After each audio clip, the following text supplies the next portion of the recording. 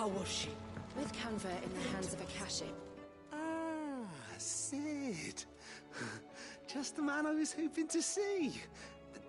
Did you have a mo? Don't tell me. You need more bomb ash. Oh no, we still got plenty of that left. I'm working on bringing another one of the Chief's designs to life. This time, it's a new smelter. It's got a reverberatory hood over the top for additional thermo amplification and a system of reciprocal recirculatory regenerators that let's just say it gets very blimmin' hot. A heck of a lot hotter than anything Blackthorn's got in his forge, that's for certain. Only mithril engines get hotter, and you can't chuck ore in one of them and get metal out the other end. Trouble is, we won't be able to make out of any old rubbish neither. We need the good stuff. And I hear you once helped Helena get her hands on exactly that. Any chance you could help me too?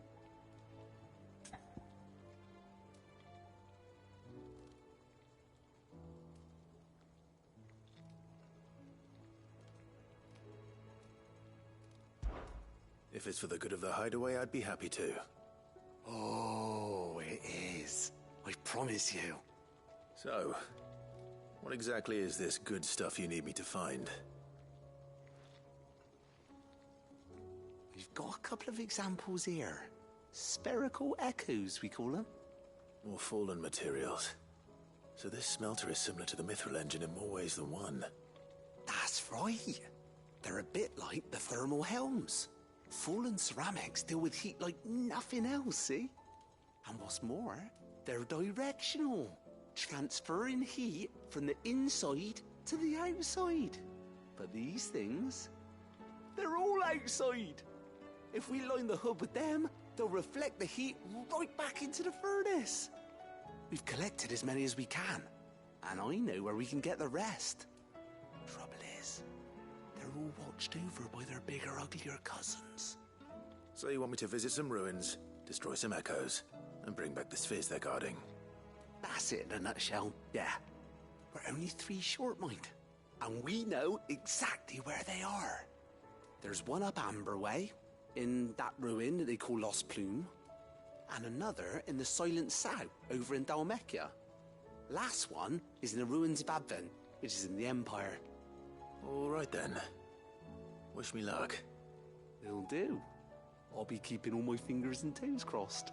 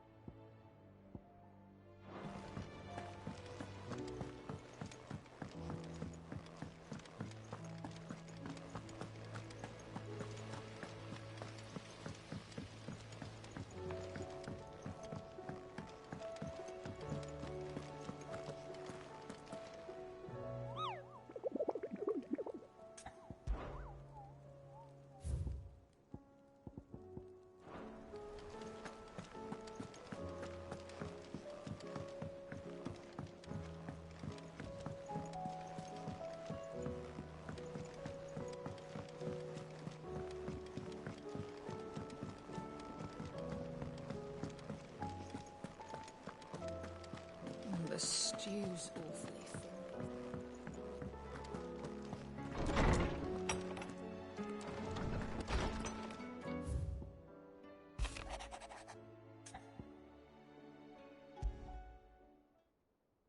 There's no way of knowing if Doris will confide in me, but I can speak to her at least.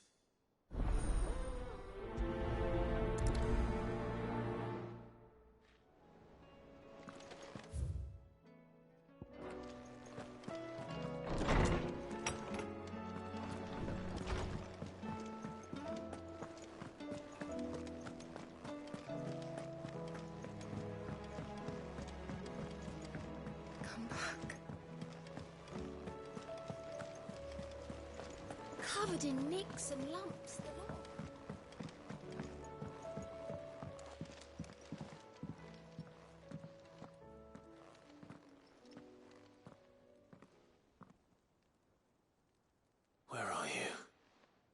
Can I help you, Sid? I'm looking for Doris. Is she here? I'm afraid not. She's at Martha's Rest on a job. My job, actually. When she heard what the mission was, she insisted on going herself. Alone. Did she? What was the mission? Following up on some new information. Once they'd settled in, the bearers you helped liberate in the Dragon's Eyrie were keen to talk about their imprisonment. And about their captor. The slaver Cole's team were tracking when they were attacked by the Beastmen. I'll go and find her. She's at Martha's Rest, you say? If she's not moved on already, yes. I hope everything's all right. Why would Doris insist on going alone? Maybe Cole was right to be worried.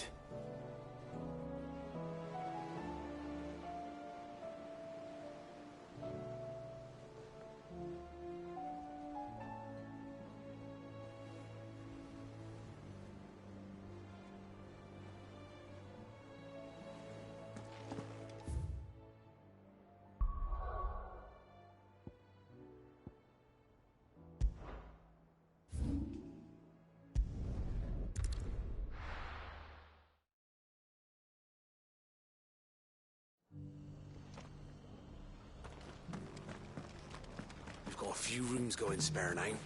You want a bed? Doris should be somewhere nearby. Assuming she's still... here.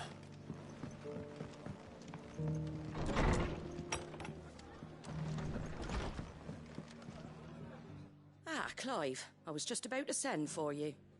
I'd like you to take something to Sir Wade up in Eastpool. Seeds for planting.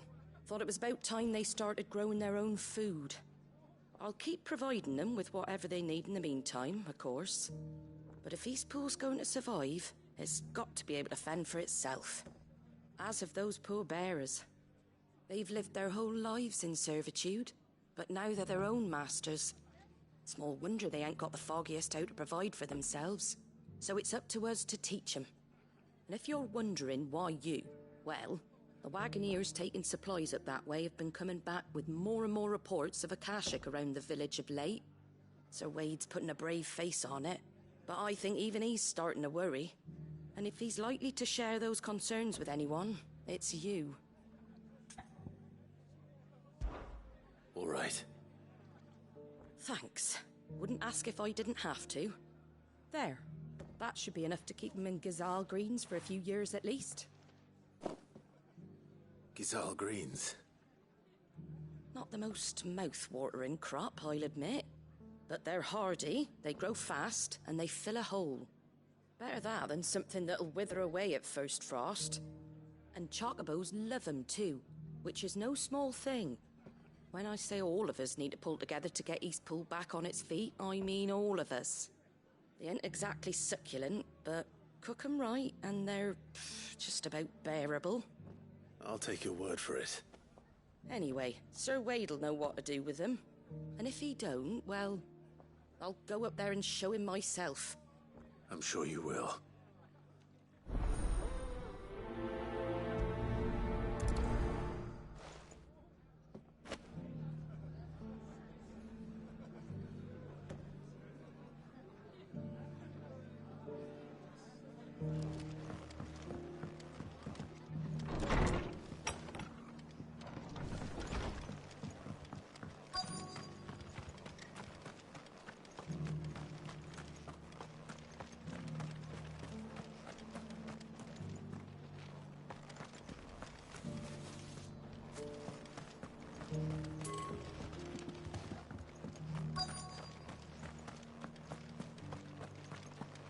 Just because the heavens have gone to rack and ruin, it don't mean we have to. It doesn't still hurt, does it?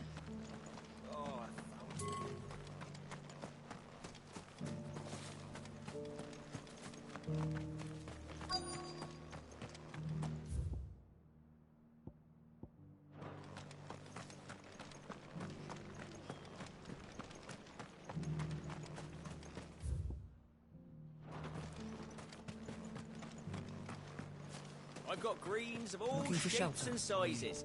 Colours too.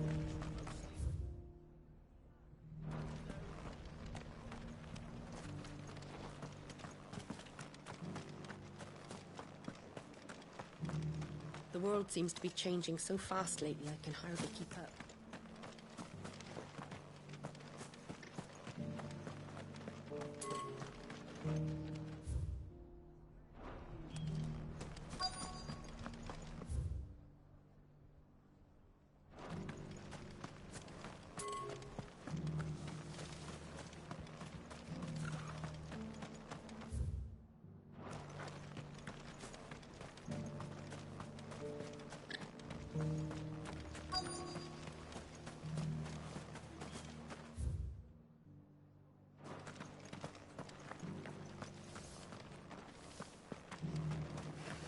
Want to know how to tell if the world's going to rack and ruin? Busy blades.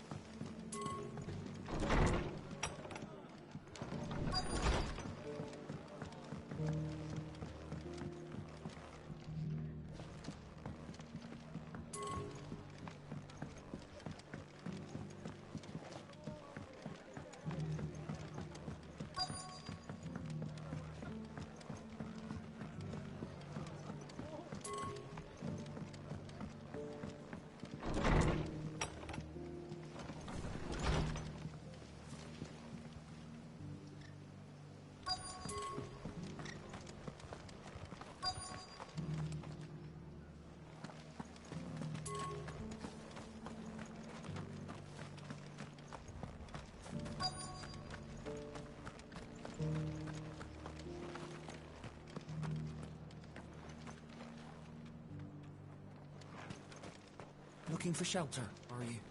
Come on inside, I'll introduce you to Martha.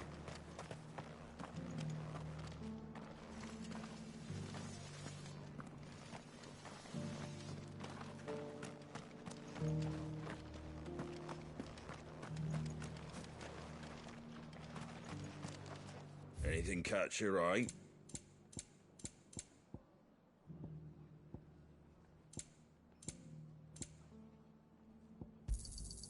There you go. Much obliged. Thanks very much.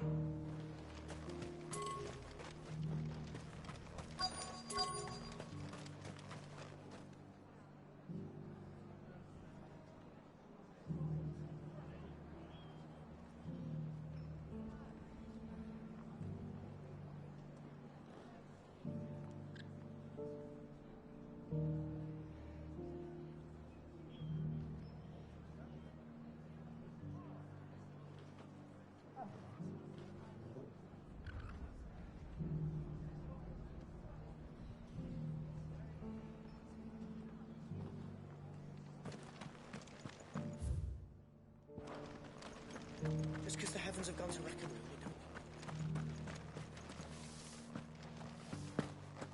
It doesn't still hurt, does it? The people of the rest may seem to be in hiding. It's been a pleasure, Doris. Just like old times. I'll give your offer some thought, my lady. How goes the investigation? Sid, what brings you to Martha's Rest? You. I heard you were out here on your own, tracking our slaver. I trust you're being careful. Of course. And it had to be me. The bearers from the Dragon's Eyrie confirmed a long-held suspicion of mine that the slaver we've been tracking is an old acquaintance. She's no fool.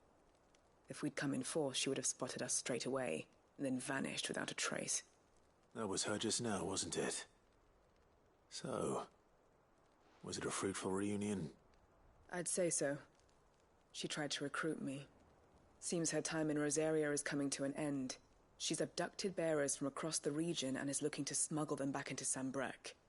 After her brush with those beastmen on the road to Northreach, she hired herself an Imperial escort, which she wants me to join. She's dangerous, Sid, but I think I can stop her. Then I'm going with you. I'll take care of the escort. You can see the bearers to safety. Where are they? The Baum Archers, soon to break camp. You go on ahead. I'll follow once I've sent word back to the hideaway.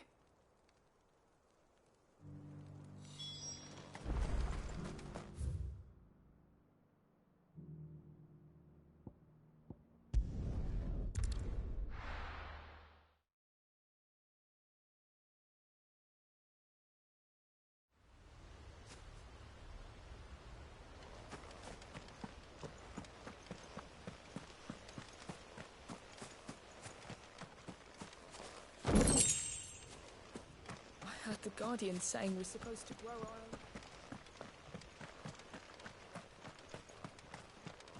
Ah, Lord Rossfield. What brings you to Eastpool? A delivery from Martha.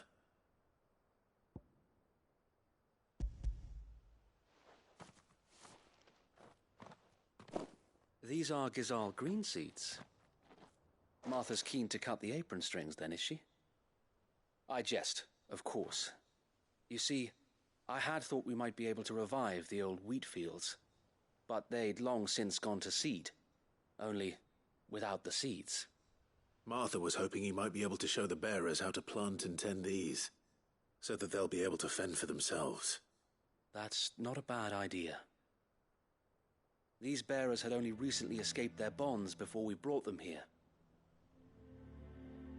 They know little of freedom, of providing for themselves and their loved ones. Unless we teach them how to live like free men, I fear that all we have achieved in bringing them here is to exchange one master for another. Not that myself and the Guardians have been the best example to them so far, subsisting almost entirely on Martha's charity as we do. It's about time we all started to provide for ourselves, bearers and Guardians alike. Unfortunately, we've been a little too busy of late to focus on much besides bolstering our defenses. There have been alarming reports of...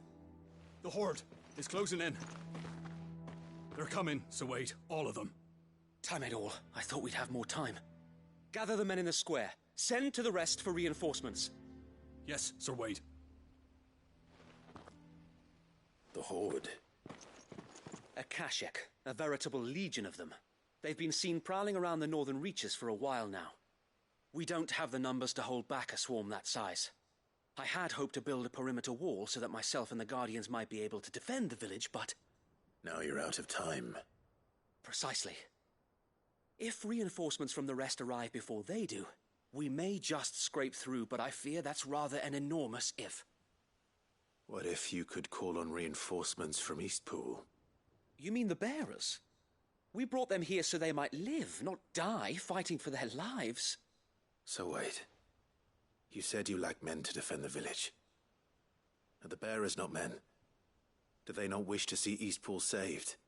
Though they may not be trained soldiers like your Guardians, what help they are able to offer could still prove the difference between victory and defeat. You're right, my lord. I will appeal to them.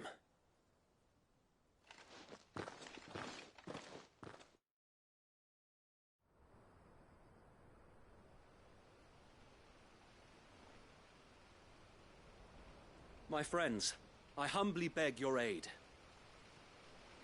We Guardians are few and our enemies many. But I swear we can defeat them with you at our side. You would send us to the slaughter, to serve as bait for those fiends so that you and your men might be spared. And to think we trusted you. Say what you will, a home is not worth dying for. But it is worth fighting for. Sir Wade fights to give you lot a chance. Just like I do. Just like Sid does. We all wanted to give you a home where you could be free. And you got one, didn't you? This place, Eastpool. This is your village. Your home. And if you don't fight to protect what's yours, You'll lose it! You know I'm right. This world wants to take everything from you. Everything.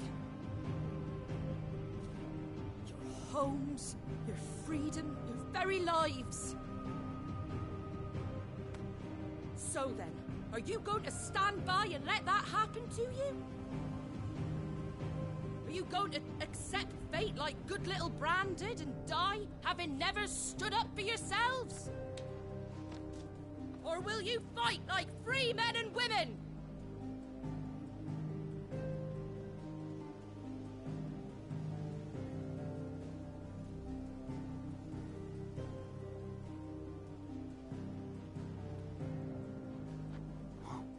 What are you doing? All right. Give me a sword. I never dreamt I'd have a home of my own. And now that I have, I don't want to lose it. I will protect what's mine, or die trying. We all will. Free men and women, fighting together.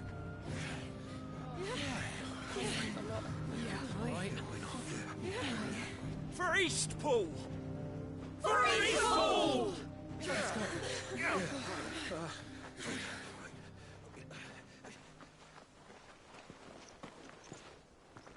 Thank you, Martha.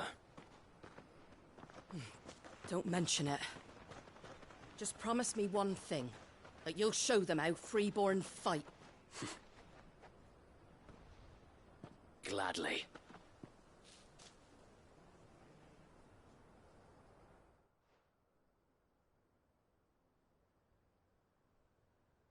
Well, if it was numbers you were lacking, you certainly won't be now. Thanks to you. Me? Oh, I just love the sound of my own voice.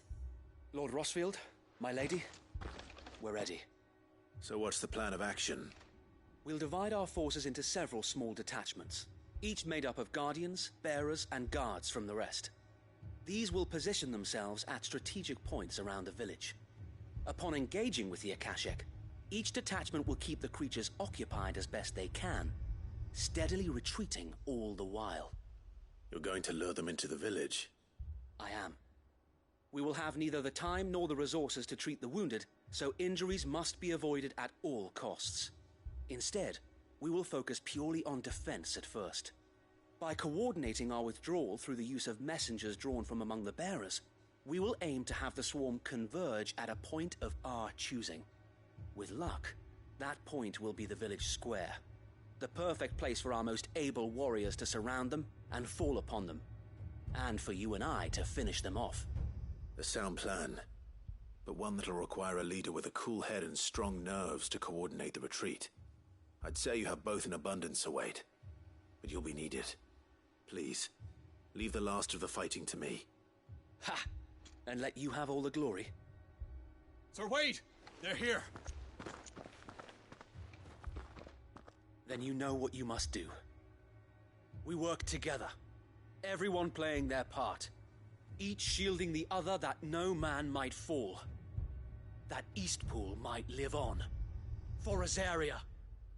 For Rosaria! We've no time to argue, my lord. I'll do as you ask. And I will do as you ask. Suppose we'd better do our bit too then, eh? Right you are, Martha.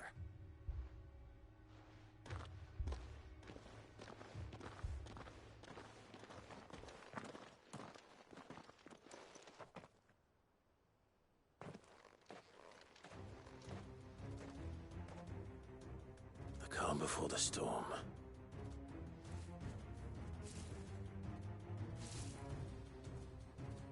And here it comes. I will not let this village fall.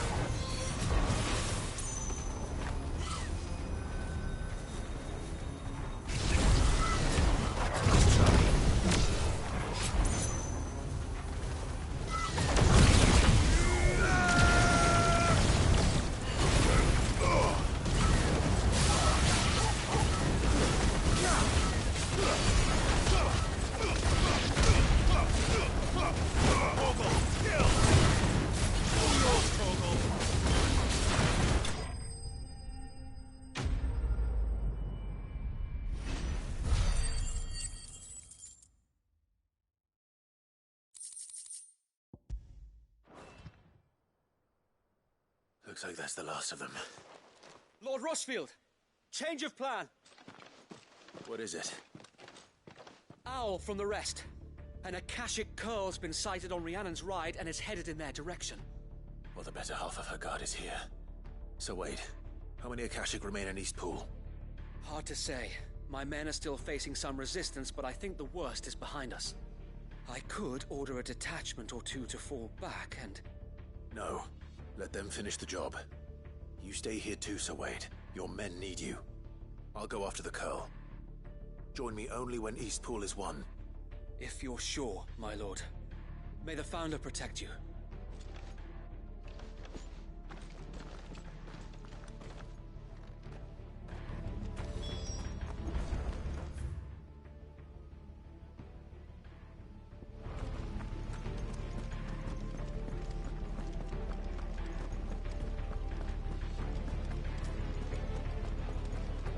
Next one's mine.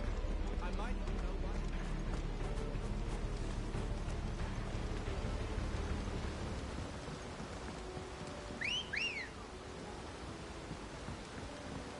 Ready, go?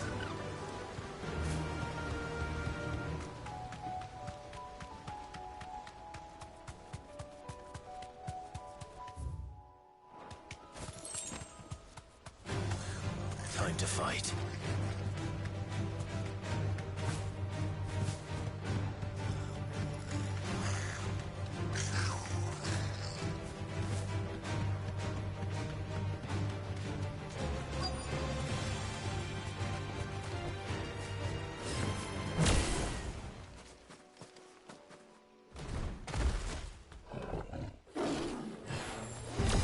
There it is.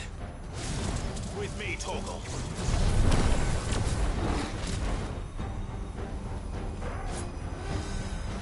Now, Torgal!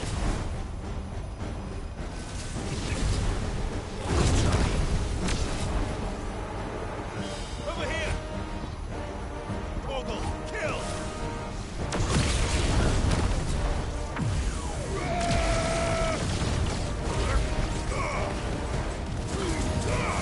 All yours, Torgal!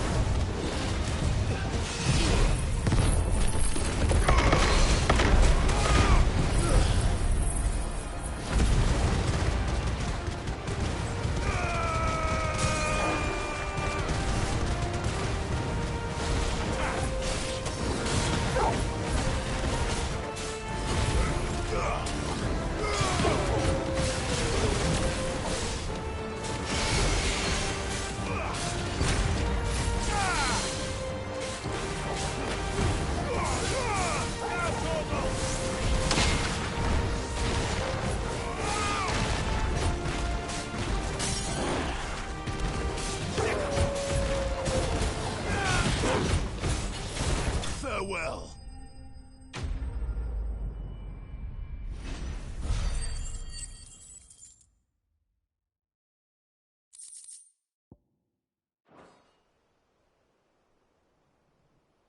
All right. Back to Eastpool.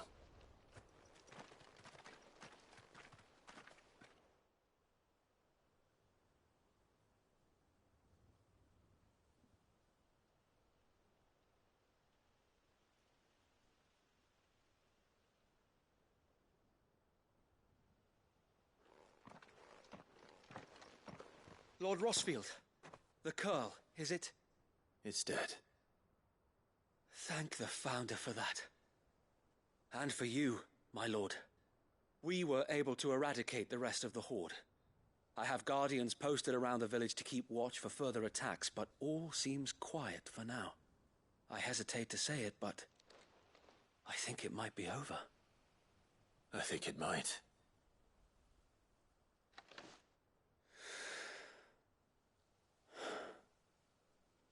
We did it. We saved Eastpool. Thank you, my friends. Thank you. No, Sir Wade. It's us who should be thanking you. You brought us together. Showed us what it means to fight for what you hold dear. We never had nothing to call our own before. We didn't know what it meant to protect it, but now we do. We really do. Forgive us, Sir Wade. You and your people saved us, and still we doubted you. But there's no doubt in my mind anymore. We're free men now, so we have to start acting like it. We have to fight to protect what's ours, to protect Eastpool. And we shall. We all shall. Together. This is our home. And if anyone or anything tries to take it away, they'll have us to answer to. Come on then. Let's get to work.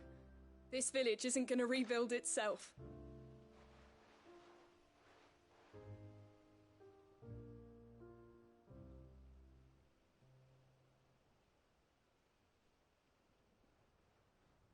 They're not slaves anymore.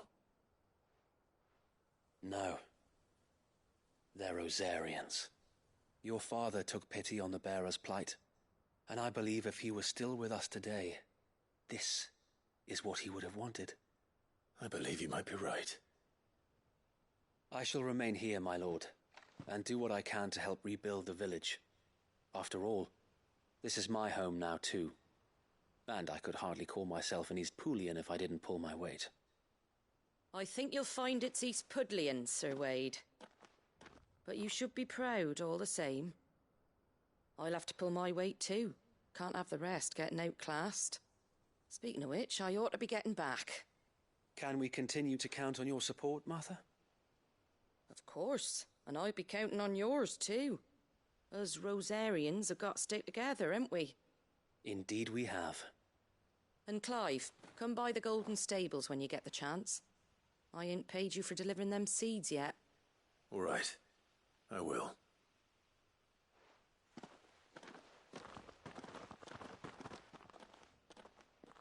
Lord Rosfield, do you remember our very first mission together? Clearing the goblins from the Stillwind marshes? How could I forget?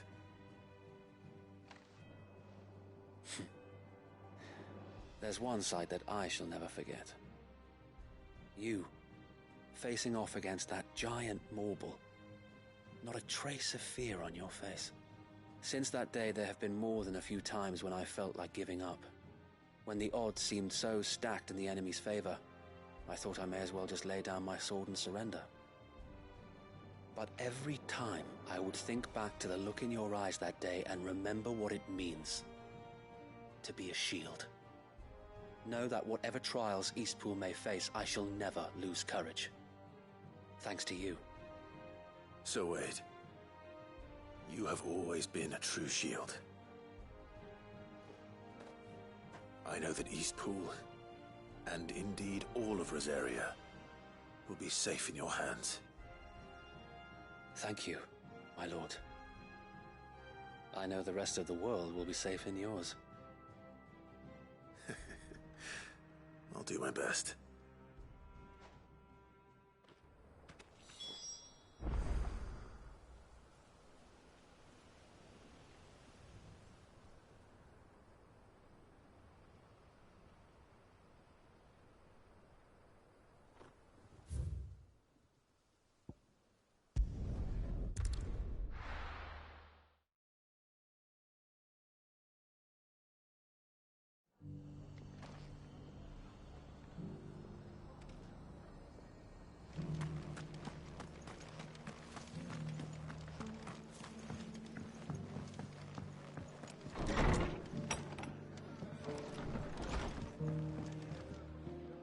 hero? It's lucky you came by when you did, eh?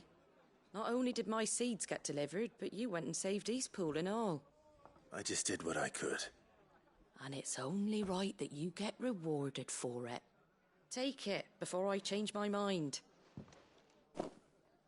Thank you, Martha. So, Eastpool's finally back on its feet again. And a home to free bearers. Who'd have thought we'd see the day, eh? Well, it was your idea. I know that, but I never stopped to think what it would mean. Bearers in charge of themselves, thinking for themselves, working for themselves. Like your hideaway, but not even hidden away. Though I suppose the rest ain't much different nowadays.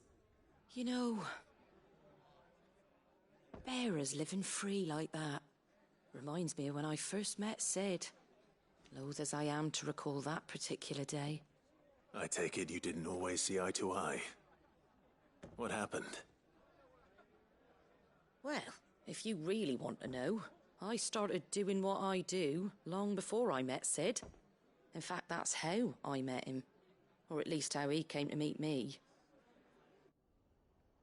He showed up at the stables one day, asking questions about who'd been buying up bearers. Founder knows what he thought I was doing with them. Running a hunt, poking around in their innards. Something awful anyway. Me, I thought he was a new constable. Thought the game was up. But somehow we both managed to work out what each other was about. And before I knew it, the cheeky arse was rattling on at me about how I was doing it all wrong. After all my hard work. Told me I was giving them relief but not freedom. That my bearers were still dying as slaves. Got right under my skin, it did. Told him if he didn't like it, he could bugger off and report me to the garrison.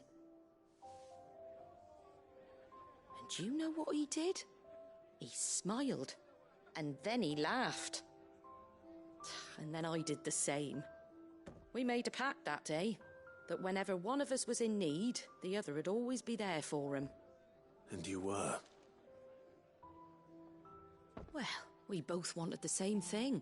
To make life better for bearers. Just like your dad.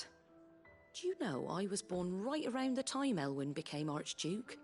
Growing up, I saw how he tried to change things. He certainly didn't lack for ambition, that one. Indeed. But the loftier one's ambitions, the harder they are to achieve. Which is why those of us who follow in their footsteps need to finish what people like Sid and my father started. Suppose you're right, aye. And if we don't manage it, there's always them who come after us. Good thing we've got a few half-decent sorts waiting in the wings, eh? It's almost enough to give you a little bit of hope. Just a little. Anyway, enough nattering. Better get back to work. Let's see about making everyone some dinner, shall we? The least the folks who saved Eastpool deserve is a hot meal. And you and me ain't gonna save the world on an empty stomach neither. That sounds like a wonderful idea.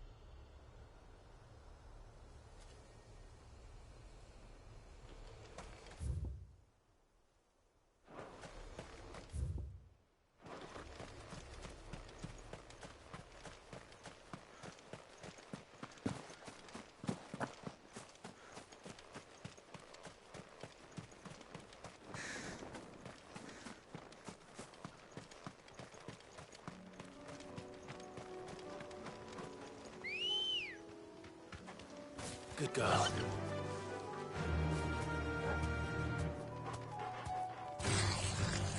Fly, Ambrosia.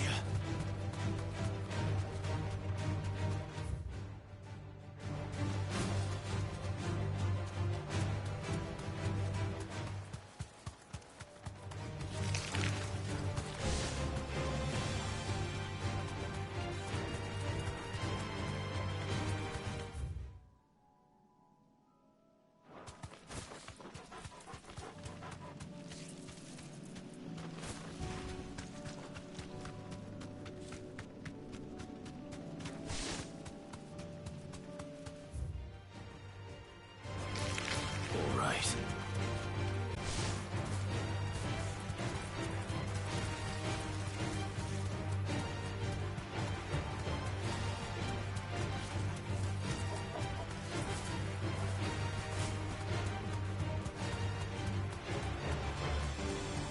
Damn it.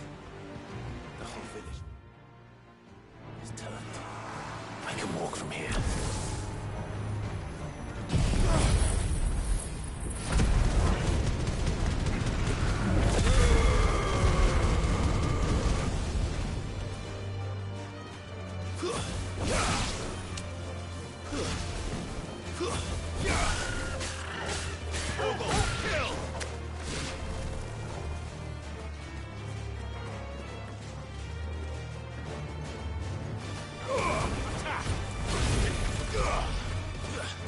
Get him!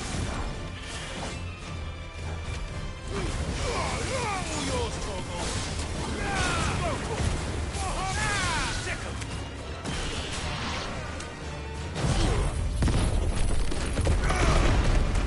It's over!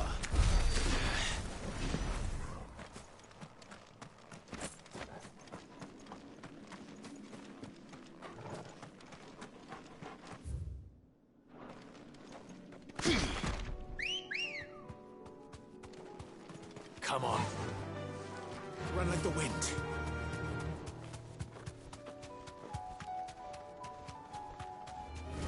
All right.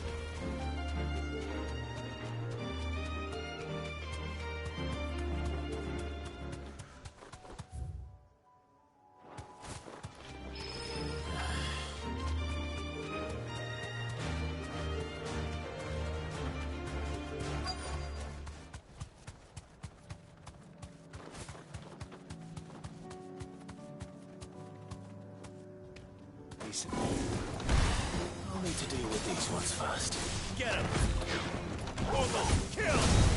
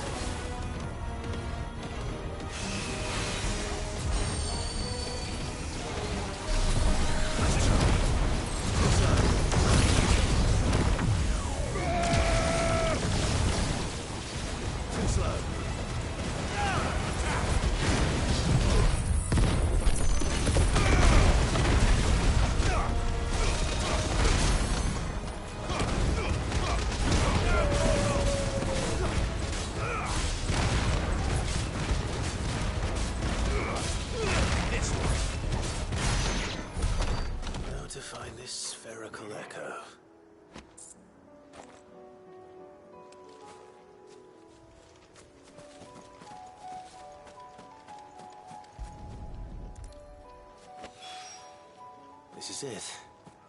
Right then. Just two more to find. Let's go.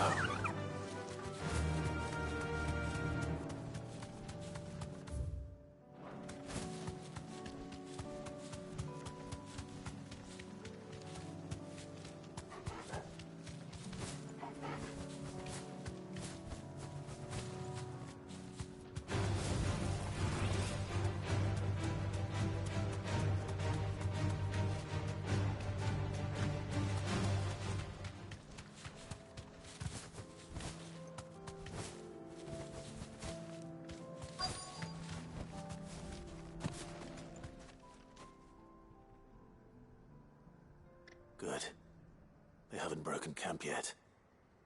How did Doris come to know a slaver, I wonder?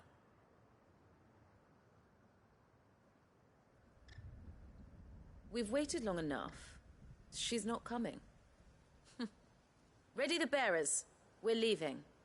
Back to civilization, is it, Mom? With all haste. Lest any of you lackwits start talking like these feckless bumpkins. I presume your men are ready. We've suffered too many delays as it is. Any more and I'll be docking your pay. Yes, Mom. Oh, but before you go, it appears we have company. Kill him. You're welcome to try.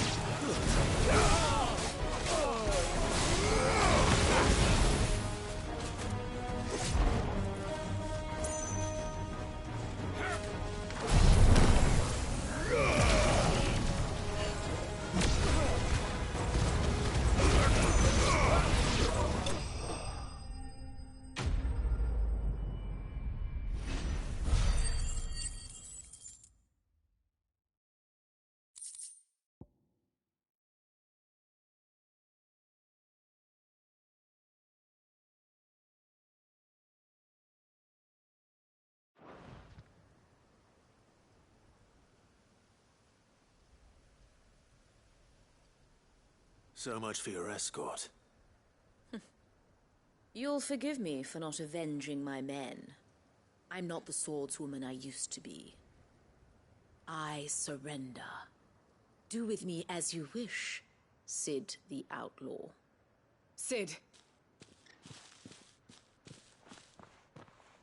Ah, Doris. I take it you're not here to rescue me from our brooding renegade? You know, I always wondered where you'd vanished to. But casting your lot with this criminal of all people.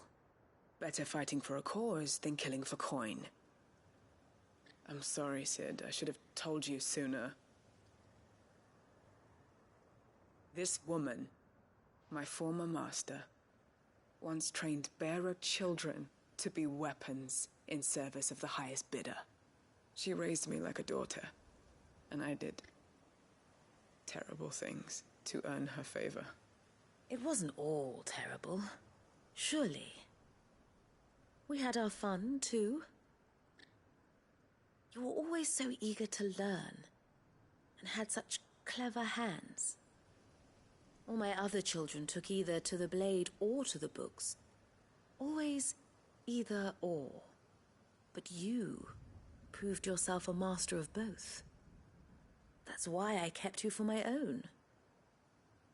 How about it, my little dagger? Care to swear that blade to me again? I never swore my blade to you, nor will I ever. I fight for a higher cause, to liberate the bearers of this world. Farewell, Master. Thank you for making me the weapon I am. You always were a righteous child. Perhaps that's the reason I loved you so.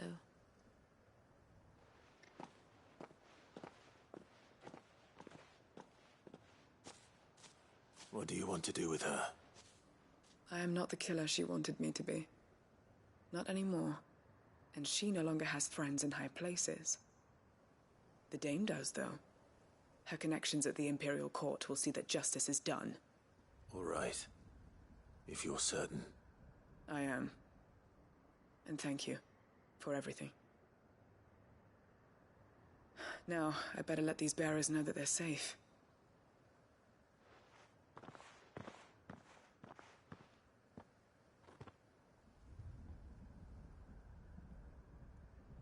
And I should head back to the hideaway and put Cole's mind at ease.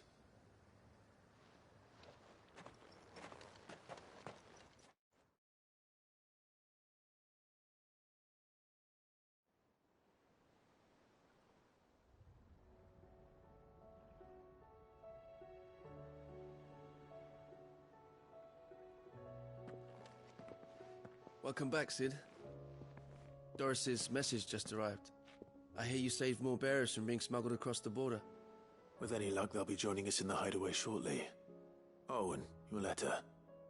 You don't need to worry about Doris anymore. I'd been hoping as much. She mentioned one or two things in her report. So the slaver we'd been chasing all these months was her former master. Wish I'd known. She's been arrested, by the way, over in Sambrek. Went quietly, or so we're told. She won't be getting off lightly. The Empire may have no love for bearers, but it's none too fond of black market traders either. Can't have been easy for Doris. I'm sure it wasn't. But don't worry. She'll be all right. I hope so. Suppose you should know, eh? You had quite the past yourself before you came here, or so I understand. Anyway, thanks again, Sid. The Cursebreakers would be lost without Doris. And you, of course. Keep up the good work, Cole.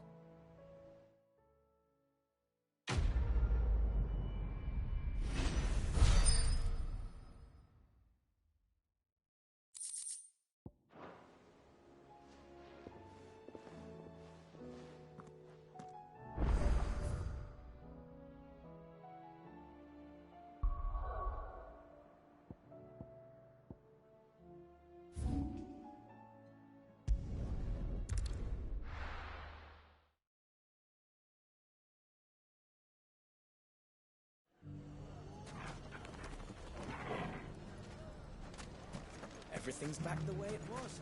Take that, you naughty thing! Clive! To what do I owe the pleasure? I just wanted to see how the town's been faring since you brought everyone together. Since we brought everyone together, all is absolutely wonderful. Conrad and Natalie's hands remain safely away from each other's throats and firmly at the helm. Our stores are full, and the bandits still too disorganized to raid them. Just as the good Lady Jane and Lord Underhill intended. Are you a lord? Lubor's going to be one too. They're going to make him the Lord of Dalamil, because of how he stopped all the grown-ups from fighting. It's the mayor of Dalamil, dear child, and the vote hasn't taken place just yet. But if the people wish me to lead them, I shall. And my first act will be to build a school so that menaces like you two learn not to interrupt your elders. Speaking of menaces, there may be a rather worrying one just over the horizon. May there indeed. I'm afraid the example Conrad and Natalie set in putting aside their differences and presenting a united front might have caught the bandits' attention. And they might have elected to take a similar approach. They have formed what one could call a League of Outlaws, and they grow more organized by the day. But we'll fight them all off just like last time, no matter how many of them there are. Won't we, Lubor? Of course we will. If we continue to work together, we can overcome any challenge we choose to face. The longer we avoid facing this one, the more difficult it will be, until the only way to overcome it might be to run for the hills. Our best hope is to nip these efforts at organization in the bud, by finding those ne'er-do-wells who have yet to join the cause, and ensuring that they never do. Perhaps a certain Lord Underhill might be willing to lend us his aid once more? How could I refuse? Thank you, my lord. Victor will fill you in on the particulars. I have him stationed by the desert gate, receiving and collating reports from my scouts. Such an amenable soul. He reminds me of you. I'll go and speak with him.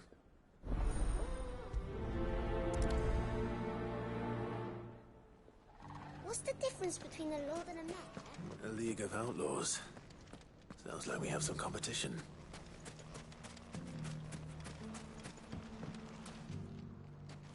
Still in Dalamil, Victor? Ah, Sid. I thought you'd have returned to Cosnis by now. I did. Then I came back. I've developed something of a fondness for the place. And having worked so hard to see it saved from one fate, it would seem remiss to abandon it to another. A sentiment Master Lubor certainly isn't shy about exploiting. Hence my doing his bidding yet again. You're not the only one. What does he want you to do? He asked for my aid in putting down the bandits. And he said that you might be able to help me find them. Then you've come at just the right time. I was on my way to speak with Conrad about how to organize our forces. There are more camps in the vicinity than we can safely strike at once. But we must strike together, and we must strike soon at as many camps as we can. We can't give this league of theirs time to rally its forces. All right. Which camp shall I take? There's one upriver. Just out there, across the dunes. Leave it with me.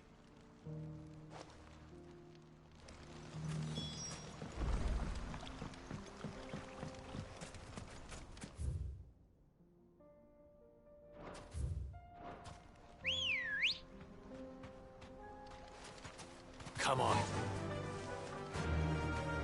Fly, Ambrosia. Those ne'er-do-wells want to ban.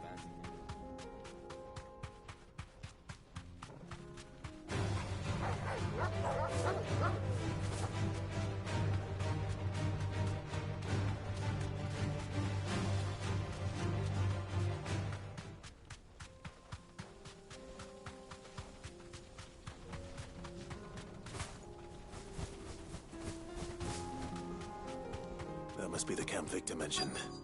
Come on then, Toggle. That's him! The one who killed Locke and Fingers! Take his head off!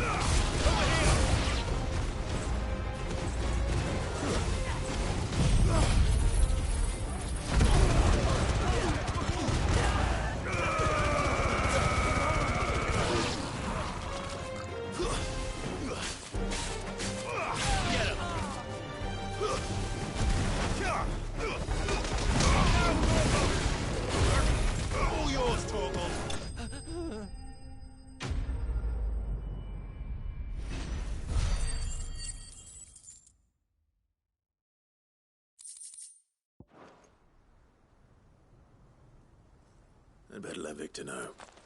Sid, where are you? Ah, I see the bandits didn't pose you any trouble. No, but that's not why you're here, is it? No. Something's happened. We need you back in Dalamil. What is it? The whole town's in uproar. They're saying that Lubor is a bearer. What? Seems that one of our parties wasn't as thorough as they should have been. They let one of the bandits escape, and his escape route took him right through Dalamil. Some of the children spotted him, and he was about to silence them. And when Lubor felled him with a bolt of magic, and without a crystal. But that's not possible. It is, if he's a bearer and has been hiding it all these years, which is what people are saying. If he has, well, I wouldn't blame him. No man is branded by choice. Still, all those people see is a man who's lied to them all his life. One who was made a leader of himself when the world believed he should have been a slave. Fuck. I don't know where we go from here, but I know one thing. Lubor needs all the friends he can get right now. You're right.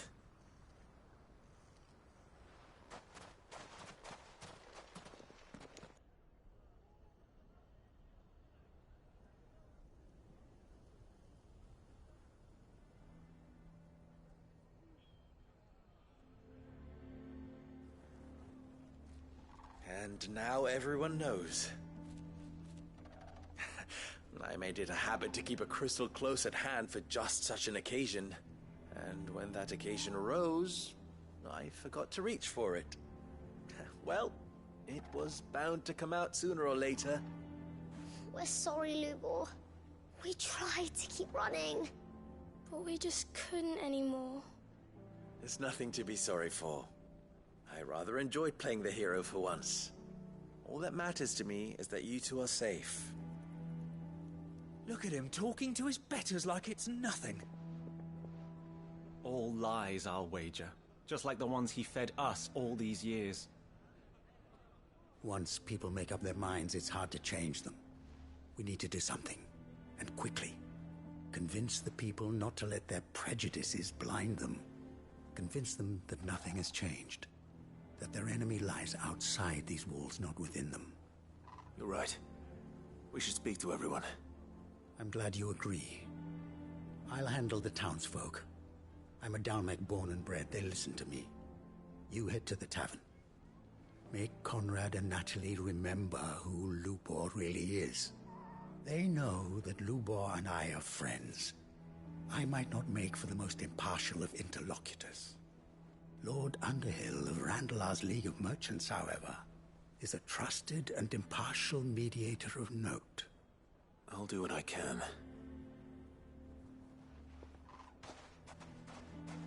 Lubor, stay here with the children. I can't promise anything, but we'll try. And that is all I can ask of you.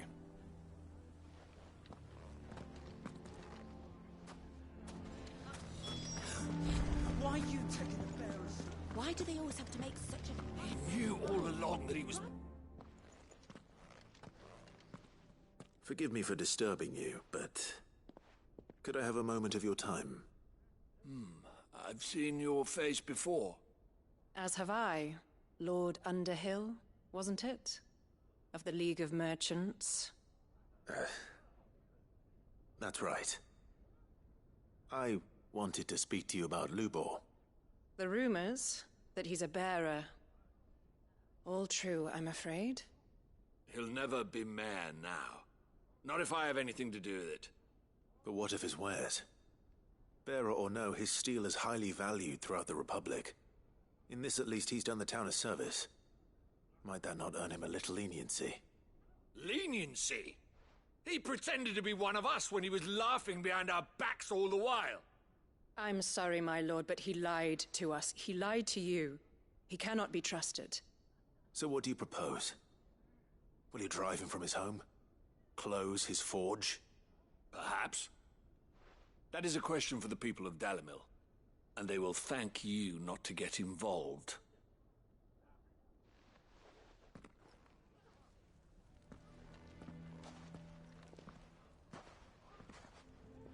The townsfolk have made their minds up. There was nothing I could do. Nor I. Conrad and Natalie refused to consider anything but their own wounded pride. You never know. Once their anger is cooled, they might see things differently. For now, we should report back to Lubor. All right.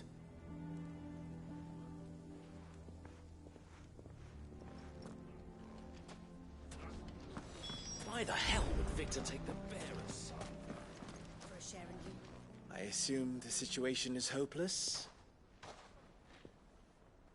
There's still hope. But...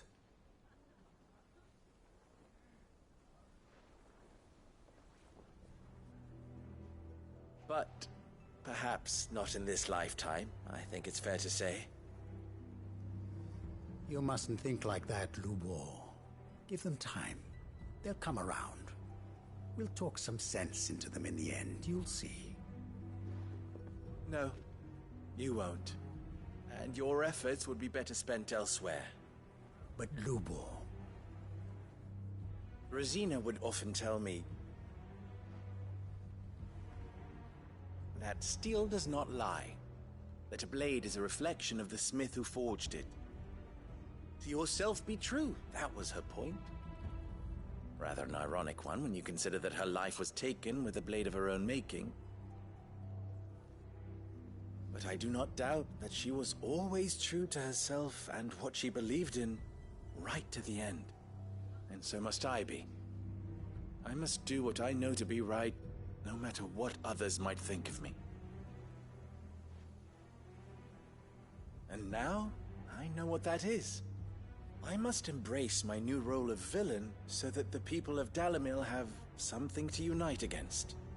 For only united can they hope to stand against the threat that awaits them. I'll need to make a suitably dramatic exit, of course.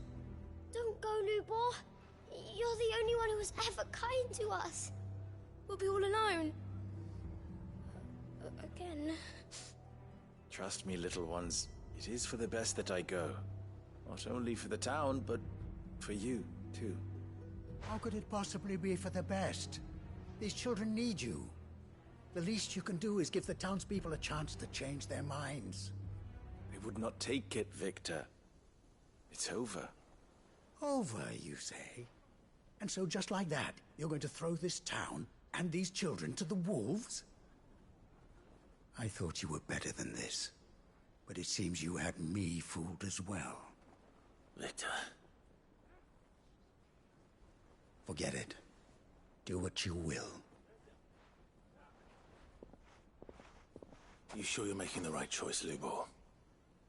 Of those available to me, I believe it's the best one. Yes. Ah, but where are my manners? Here. A reward for clearing out that bandit camp. Right then. I have packing to do. If there's anything I can do. Anything. I'll bear it in mind. Thank you.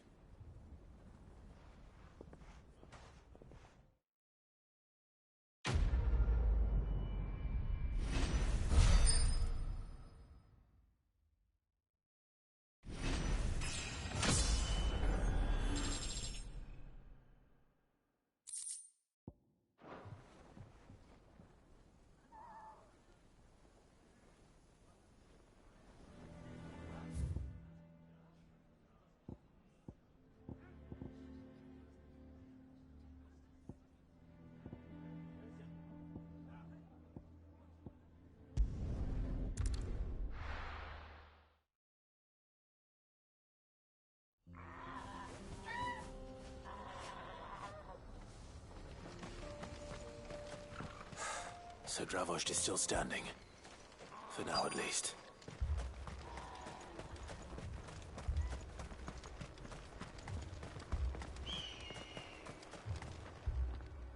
Clive! You're here! And the Akashic? Mostly off to the north still. But I spoke to Doris's scouts and it turns out things are worse than I thought. There's swarms of them out there. Told old Snotty to be ready to seal the north gate. That should buy us some time if we need it. Enough for the villagers to barricade themselves inside their homes, at least. Well done. Welcome back, Sid. I'd never have guessed, you know. Not if August hadn't let slip. Who'd have thought that the savior of Dravost would turn out to be the realm's most infamous outlaw? Keen to help us out again?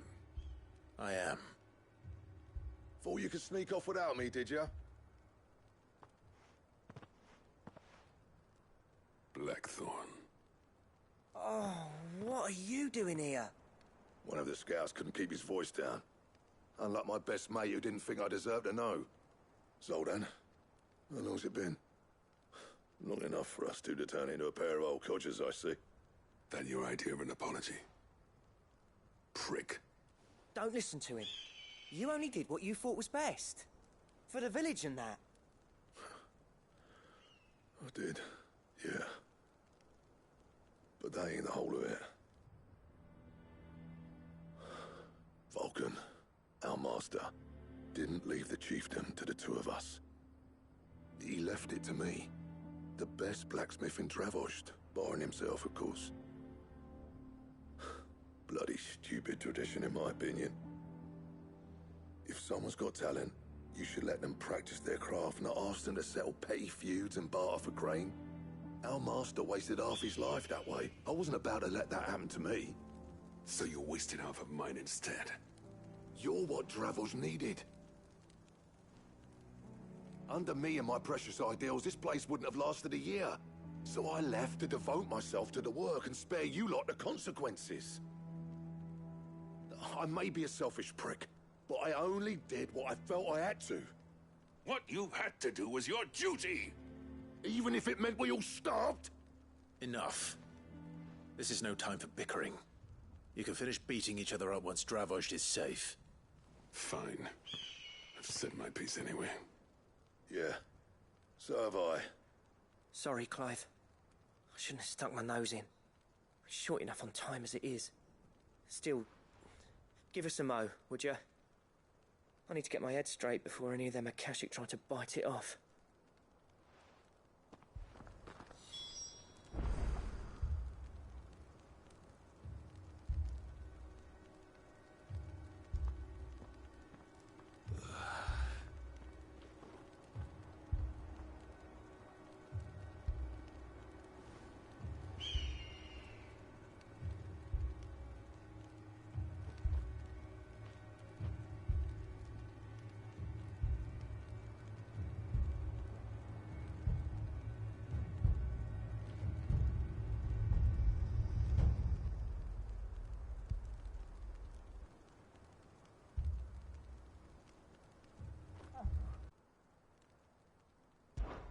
We can't afford to waste any more time.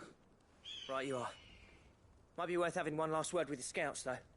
Don't want any nasty surprises, do we? Oh, and Blackthorn, you and Zoltan might be better off staying inside the... Akashic on the move. How close are they? Within sight of the walls, and there are more coming up from the mines. What was I saying about nasty surprises? They'll wash right over us if we stay out in the open. We're pulling back behind the gates. Good idea. Get yourselves inside, but keep your weapons handy. Understood.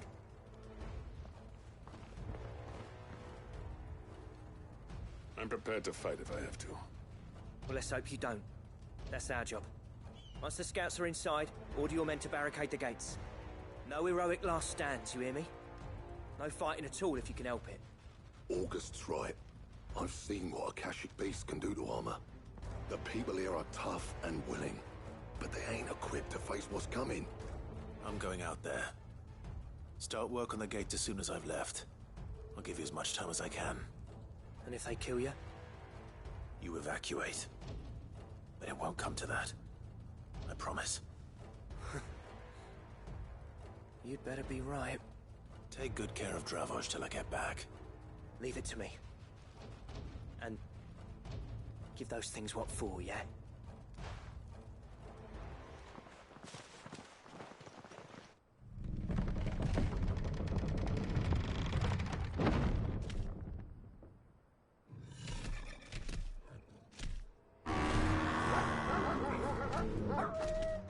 All right. Which one of you's first?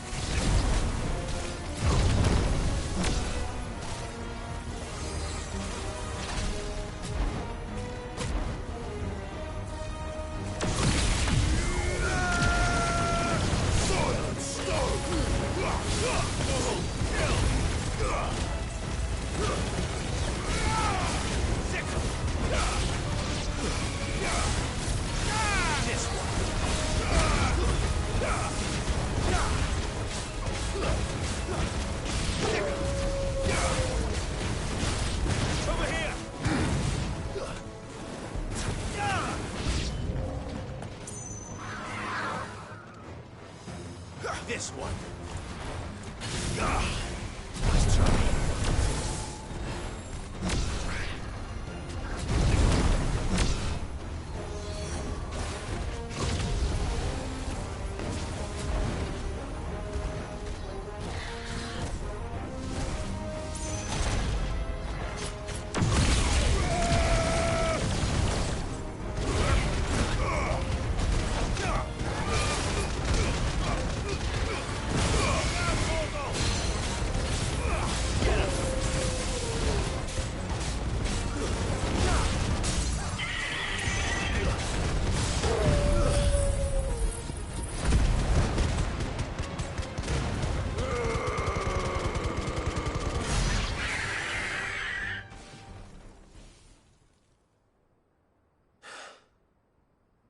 Is that it? Apparently not. They're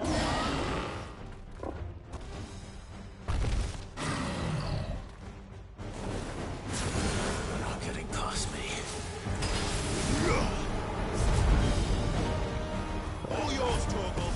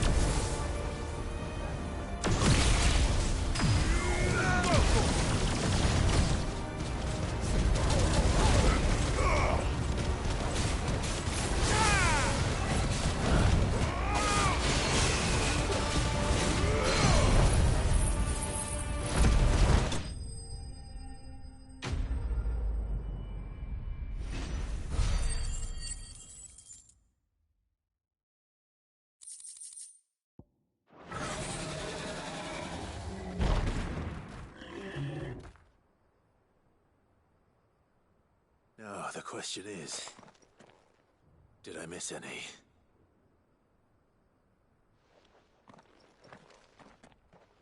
Man alive! You stood in one piece! I slew as many as I could. As many as I could, he says. The old bleeding lot, more like it. Well, almost. Only almost.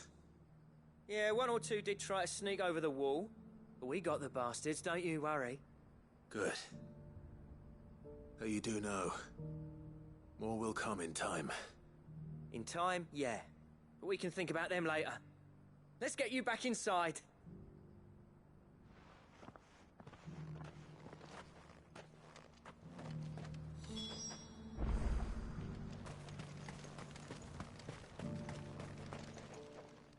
Sid! You're even more fearsome than your reputation. Enough to give those Akashic monsters nightmares. I almost felt sorry for the wretched things. But mostly, I felt grateful. Dravoged won't forget what you did today. I'm afraid I've only delayed the inevitable. There's no getting rid of that ether flood. Meaning that any living thing which stumbles into those mines will end up clawing at your walls again. And that's if the flood don't spread. If it does, well, I hate to say it, but the village's days are numbered. That may be, but we're staying just the same. With ether floods springing up all over, it's no less safe than anywhere, and more importantly, it's our home. We'll fortify the gates to the north, and I'll see that they're guarded day and night. All right. Then we'll give you a hand shoring up those defenses. As for you, Blackthorn, that's twice you've turned up when Dravos needed you. So, thanks. I shouldn't have stayed away so long. And I shouldn't have left without talking it over with you first. Too bloody right you shouldn't. Though I doubt I'd have listened. I always envied you. How you made everything look so easy when, for me, it was anything but. You leaving gave me the perfect excuse to hate you. And from that day on, I never once stopped to wonder what it would have been like if you'd stayed. But what you said earlier, it was true. You'd have been the death of this place. Finally, something we can agree on. I hope you see the sense of it eventually. You kept this place alive. Alive, perhaps. Wealthy even, but Dravoged isn't what it once was. Our work used to be the pride of Dalmekia. Now, we churn out the same rubbish day after day because it's easy and turns a profit. It's not about the craft anymore. I wouldn't send my sons to war wearing the shit most of our smiths are making. I've kept working, honing my skills, trying to lead by example, but no one sees the point. The average castle apprentice has as much passion for the craft as our current lot. Come back to us, Blackthorn. Remind Dravoged what a true master blacksmith looks like. I'll even man those bellows of yours if it means we can work at the same forge again. That's a kind offer. Kinder than I deserve. And I wish I could accept, but I'm needed elsewhere. There's people who trust their lives to my steel, and I daren't let them down. Fair enough. But that doesn't mean I couldn't visit from time to time.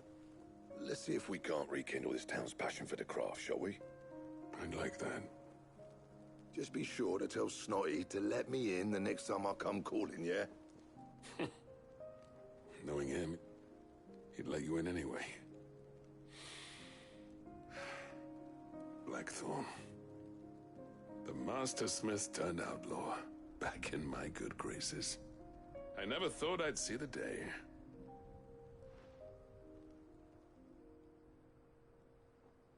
I'd say that went pretty well, wouldn't you?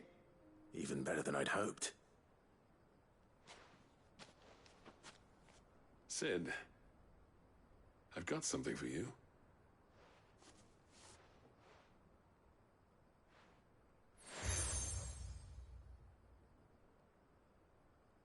And this is? a token of our lasting gratitude.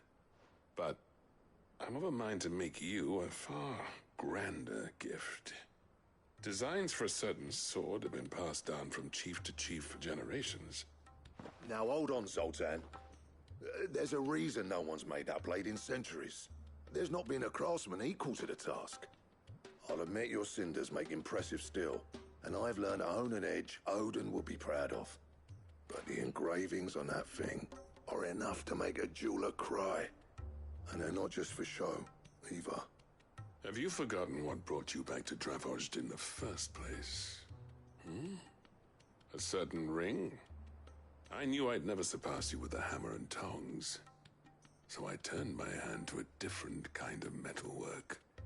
Between the two of us, I'd say we're the equal of any master craftsman ever to have graced a forge.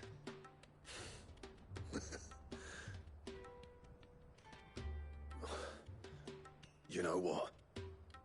I think you might be right. Clive, you wouldn't mind if Zoltan came back to the hideaway, would you?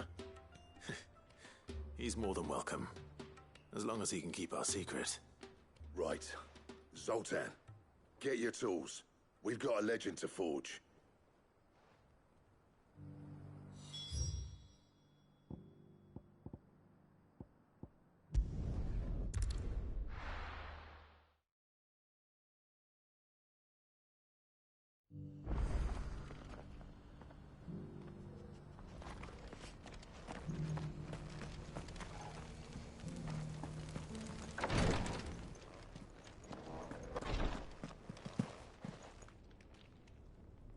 Lord Rosfield, is there aught the Undying might assist you with this day?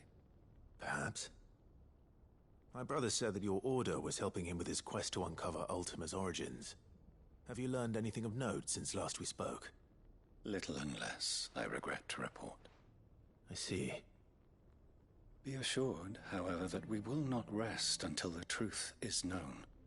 Even now, our archaeologians scour ruins in every corner of the realm for traces of Ultima's touch. Fallen ruins, I take it. Dating back as far as Phoenix Gate. Indeed.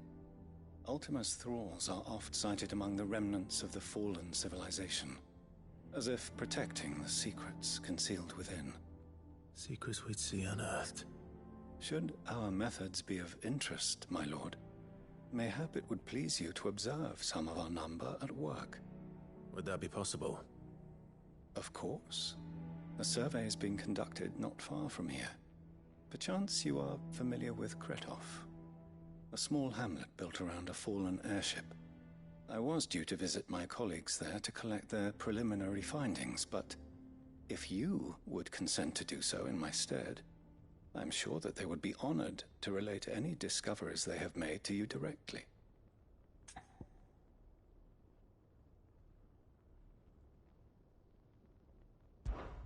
All right. I'll go and meet with them. They will be most gratified, I am sure. Might I suggest you take the road through Titan's Wake? It will lead you straight to the village after but a short walk. Thank you. I will. I wish you a safe journey, my lord. May the Firebird's flames burn ever in your heart.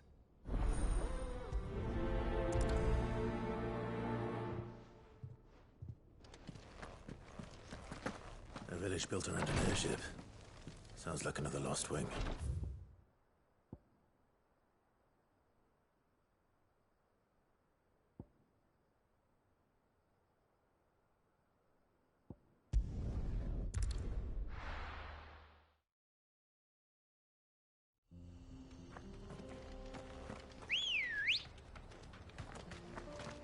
Ready, go?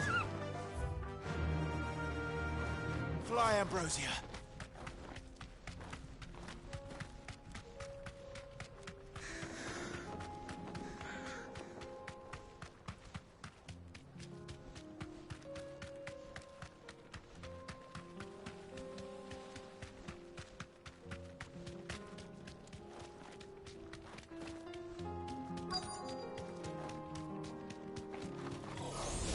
Enough of you, are there?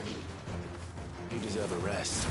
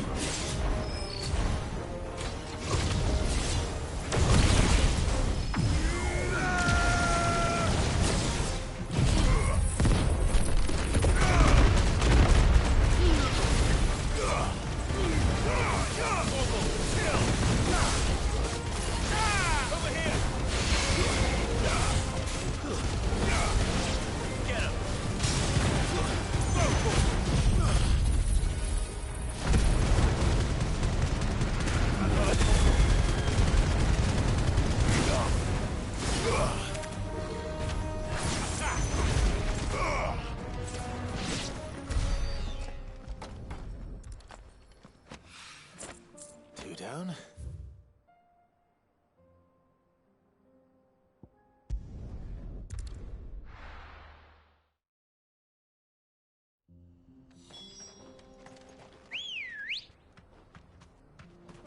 Let's go. Fly, Ambrosia.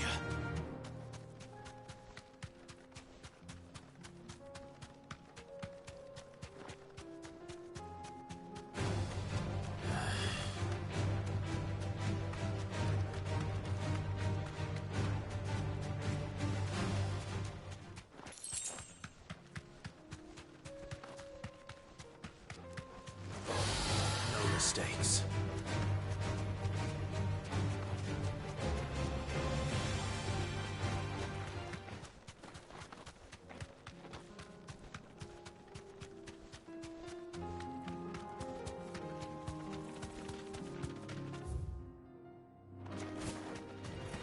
This might take a while.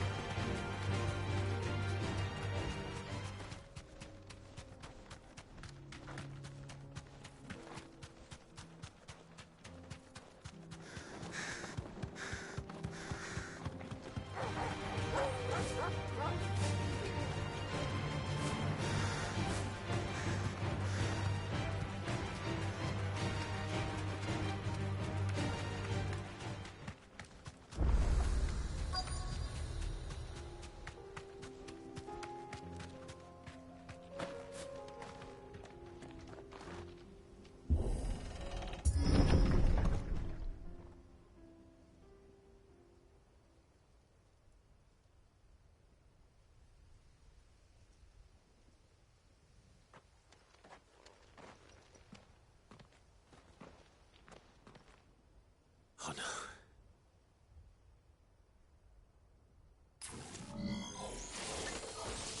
You'll pay for this. There may still be survivors.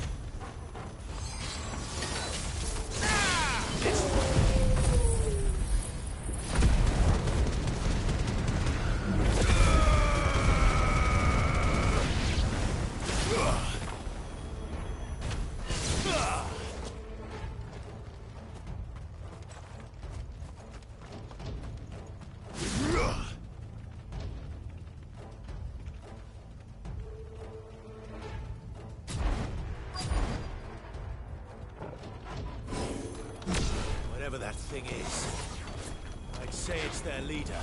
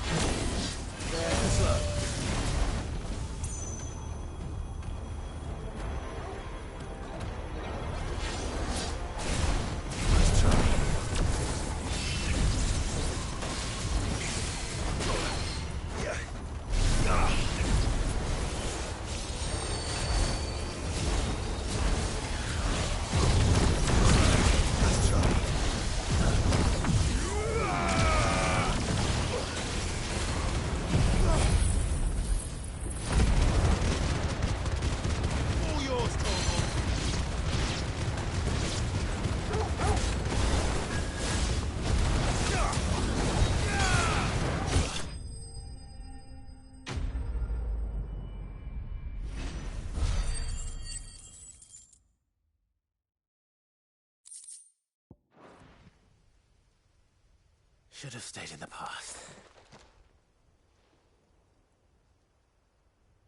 These must be Cyril's colleagues. You have our thanks, stranger. Who are you? Ah, forgive me, my lord. I did not recognize you. You are Lord Rosfield, are you not? We are archaeologians, tasked with surveying this site. When the echoes appeared, our brothers here occupied their attentions. Thanks to them, and to you, we were, for a mercy, able to see our duty to its conclusion. You call that a mercy? Your brothers might still be alive if you put their safety before your duty. Surely this survey wasn't worth dying for. We are charged with uncovering Ultima's origins. A duty of the highest import, as I'm sure you will agree. And you think your dead brothers would agree with you too? I know they would. They gave their lives for the cause, an honor to which all Undying aspire. Now, to what do we owe the honor of your presence, Lord Marquis? Cyril told me of your work here, and I agreed to collect your findings in his stead. I see. That is most kind. Pray, take them then, with our humble thanks. May the Firebird's flame burn ever in your heart, as it does in ours.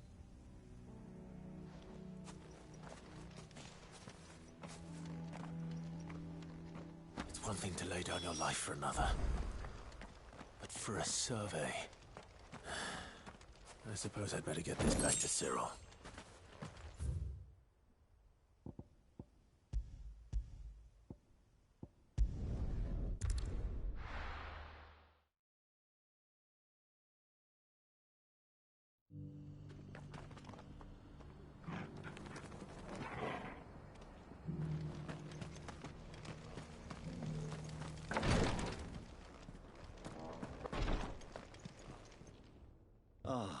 You are returned, my lord.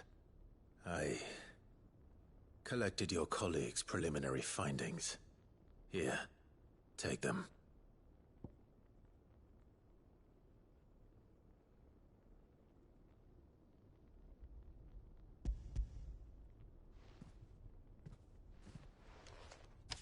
My thanks.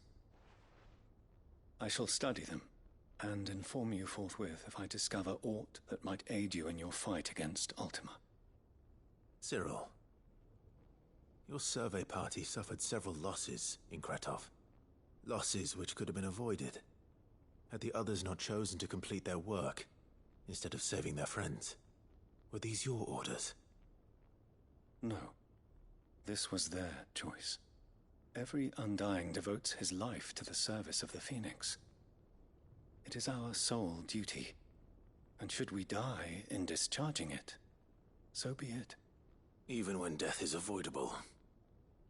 My lord, I fear that this is not a point over which it would be fruitful to argue. The Undying have served the Phoenix for countless generations, and your opinion of our methods, however earnest, is not like to change them. We live to serve the Phoenix. Our very order exists for that purpose, and that purpose alone. Cyril, I know that you and your brethren answer only to Joshua, but allow me to offer you a word of advice.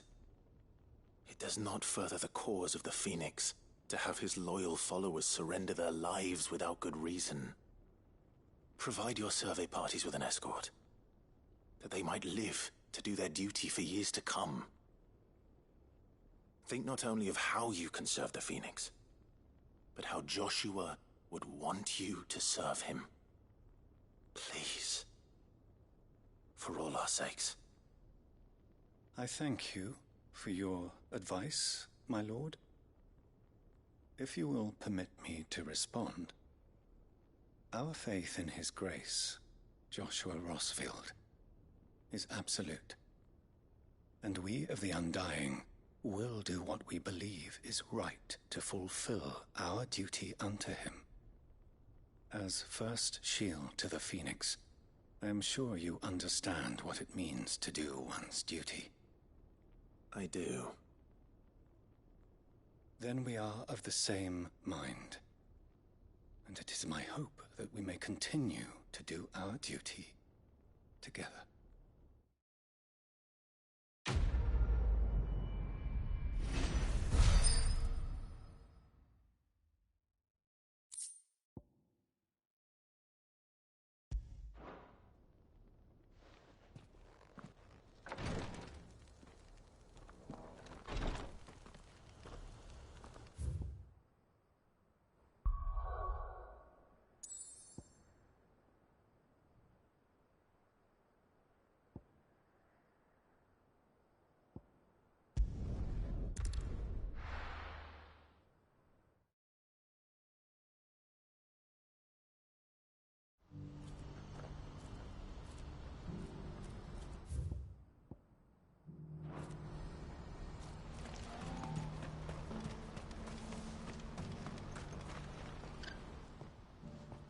Ah, Clive. You'll be pleased to know that the negotiations are progressing well. That is good news. Yes. Our comrade in Randala has just sent word that the contract should be signed very soon. But I still have much and more to prepare. It's a huge undertaking moving this many bearers at once. You couldn't do me a quick favor, could you? What is it this time? More wild beasts? Nothing like that. I just need you to go over to the caravans and ask El how long we have until the bearers arrive. Find out exactly how much faster I need to get all these supplies moved. All right. I'll go and ask. Thanks, Clive. I owe you one.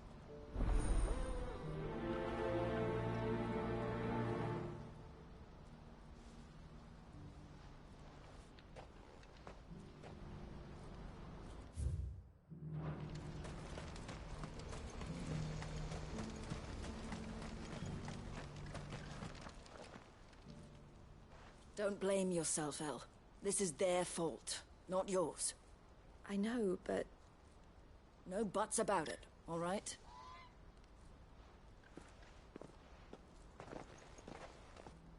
I've reached an agreement with the Silver Peak Consortium instead. Though prices have fallen of late, we deliberately offered above the going rate to try and deter other bidders. But the Consortium offered double what we did, and the army jumped at the chance. You had no opportunity to make a counteroffer? None at all. And we were so close. El? What's happened? I saw Vonnie leaving. She didn't look happy. And with good reason.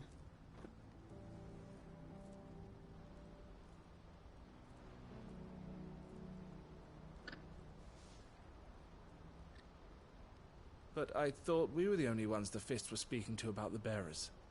How did the Consortium even find out about this? It's not so surprising. They have ears all over the Republic. This isn't over. The Consortium will have to sell these bearers eventually, and at the price they paid, buyers will be few and far between. I'm going to Randalar myself. Alone? You sure that's wise? Are you offering to be my bodyguard? How kind. Meet me at the checkpoint near the capital gates. I'll send an owl ahead and request a meeting. You go to Cashlock, Theo, and get everything ready. We've waited far too long as it is. Even if I fail to free these bearers, there will be others. Someone needs to prepare the place and keep any prowling beasts at bay. Oh, and that's me, is it? Well, it looks like I'm following orders till she gets back from meeting the Silver Peak Consortium, who've been doing their best to undermine our scheme. She'll never join them after this, surely. No, she said it herself. She still has plans for Cashlock, even if this one falls through. She means to stay with us, then. I can't say I'm not happy to hear it, but... is this what she really wants? You have to trust her. You're right. It's what she wants now. And if Elle's off fighting for the cause, I should do my part too. So I bid you farewell and safe travels, my friend. I'll gather my men and leave for Cashlock. We'll make sure the place is well stocked and defended. You go to Randalar and see if you can stop my sister biting the Consortium's heads off.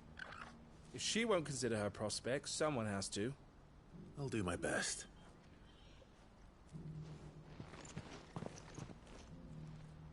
All right.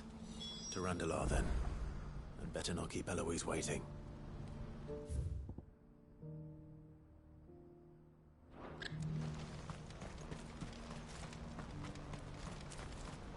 Who needs a portal in it?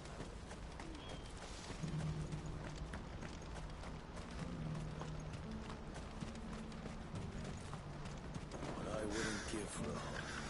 Looks like this is the end of the road for us. When are they gonna let us through? Ambrosia won't help me here.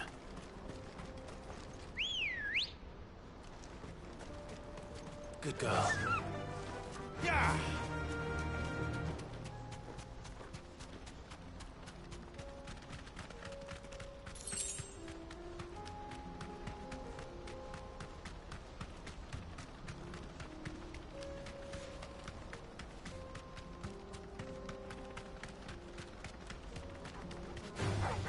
All right.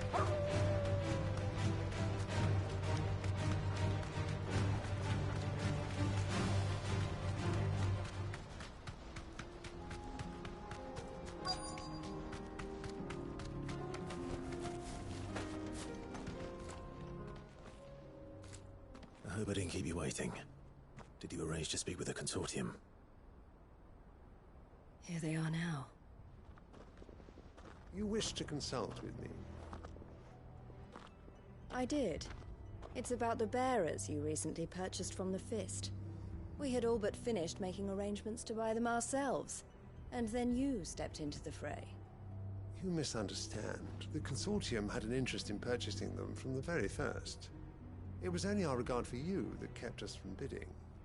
But your hesitancy in accepting our offer to you suggested that the regard was not mutual. And so we resumed our business. I did not hesitate. I am simply not inclined to make such decisions without first giving them due consideration. But what is done is done. Come then. How much do you want for them? Alas, you are too late yet again. We rarely take on such unconventional merchandise without a purchaser in mind. The bearers belong to him now. Who is your buyer? A trader from across the water. A most demanding fellow, if it's any consolation.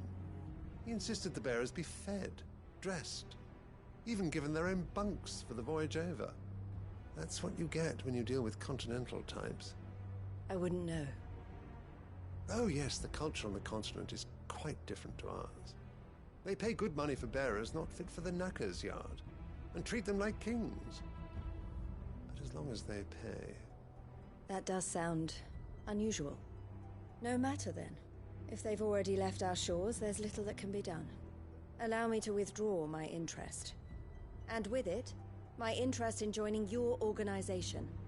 My associates will be sorry to hear that.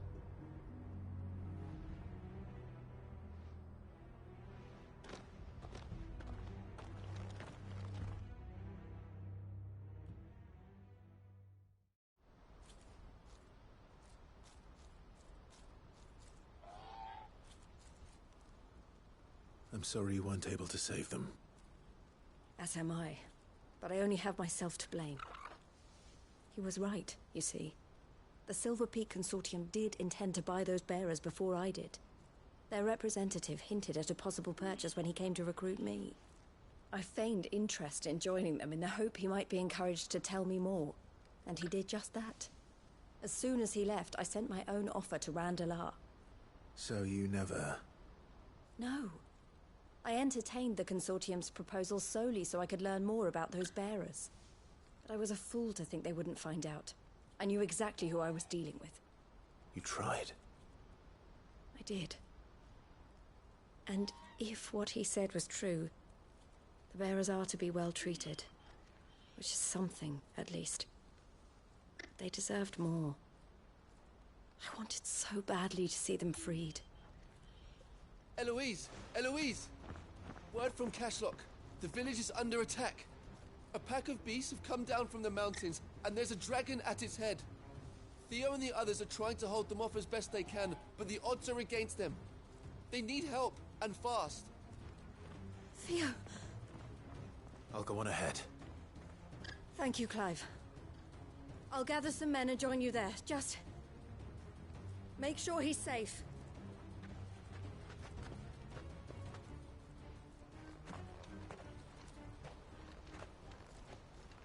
Hold on, Theo.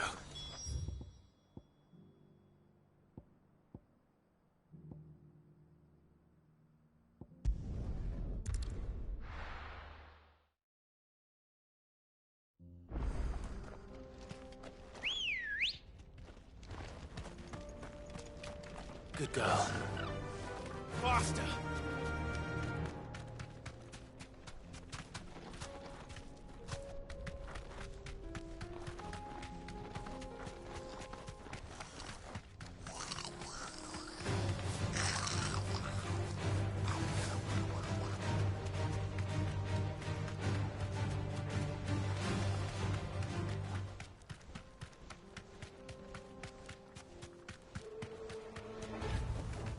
That'll do, girl. What's the situation?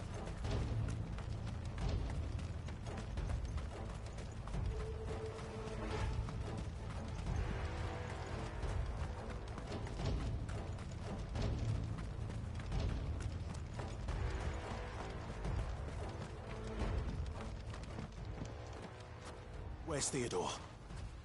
Upriver! He led the dragon that way to keep it from the village, but the whole area's flooded with ether. We just have to pray he makes it out in one piece. I can do better than that. Torgal, with me.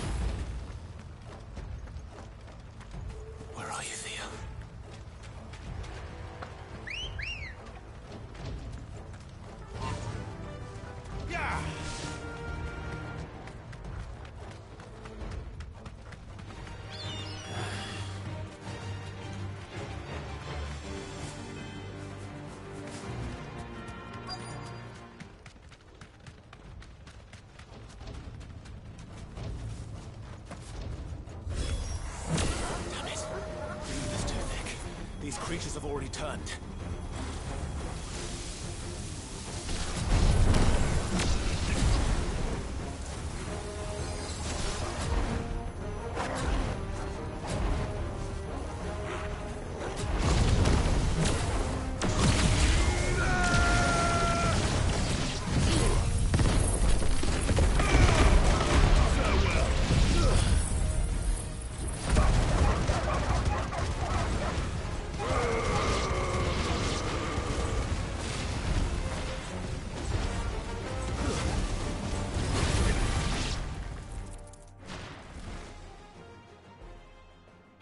Any more time. I need to find Theodore before that dragon does.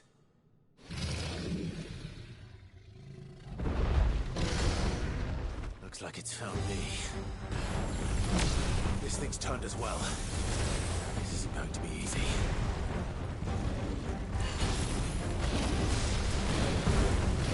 Now, Torgal!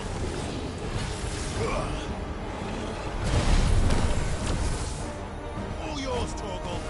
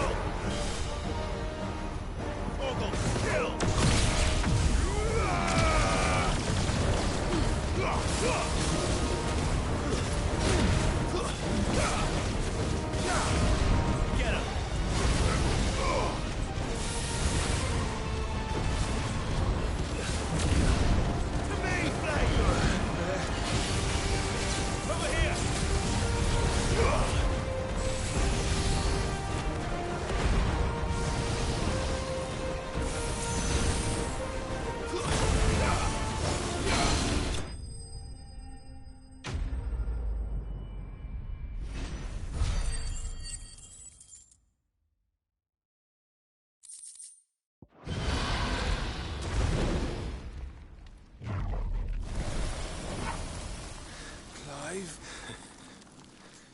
Theodore, you had me worried for...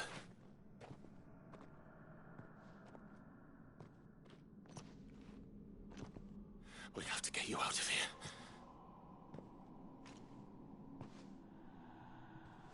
I think it might be a little too late for that. Bearer or no, there's only so much ether a man can take, and that Drake just wouldn't let me leave. You have my thanks, Sid, for finishing what I could not. For keeping Elle's dream. Theodore!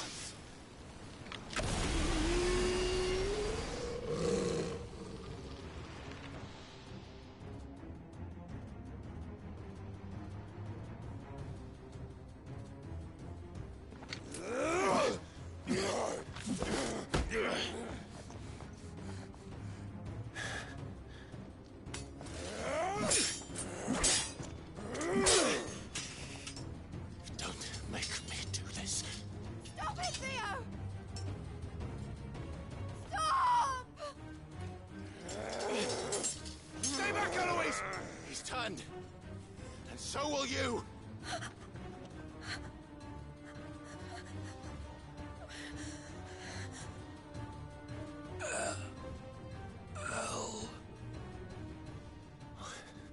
Theodore.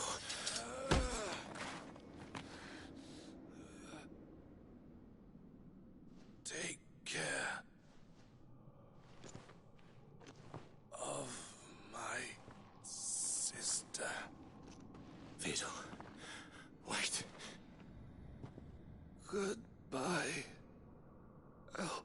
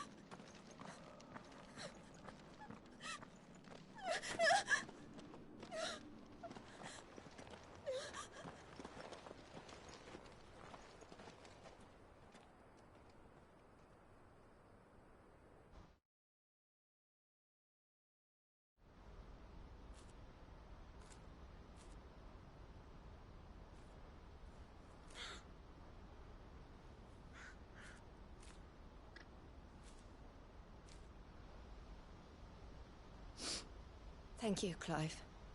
I think I'll be all right now. That was true bravery he showed. Leading the dragon away from the village like that. His first instinct was always to protect people. To put others' well-being before his own. And now he's gone. Because I sent him to that place, against his will. It wasn't against his will. He was ready to do whatever it took to show you he could stand on his own. So that you would finally be free to live your own life. To live my own life?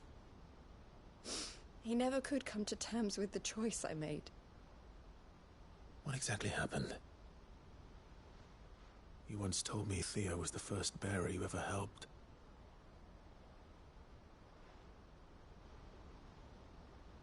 We grew up in Canva. We were born to one of the great trading houses.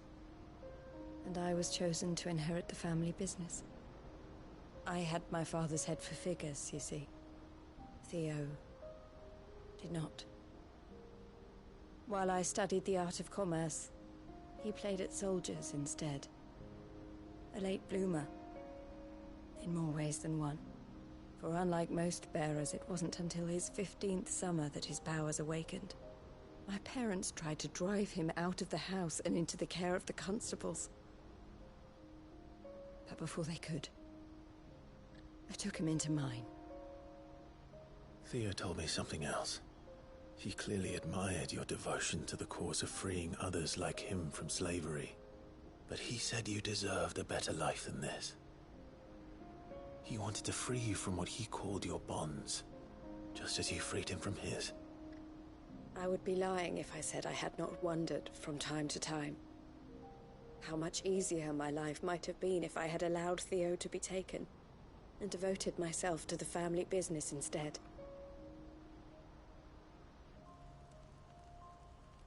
But I have never regretted the decision I made.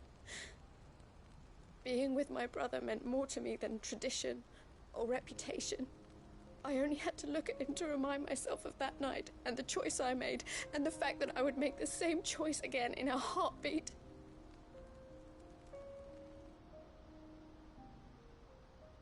He was never a burden. How could he even think that? If anything, I was the one who weighed him down. You weren't, Eloise. He said it himself, that he had always been grateful to you for saving him, and that he wanted to repay you by letting you live the life you were denied. Neither you nor Theo weighed each other down. You loved one another. You did whatever was necessary to continue living your lives together, and you always would have. You're right. All I ever wanted, all I ever did, it was so we could be together. Oh, Theo, why did you have to...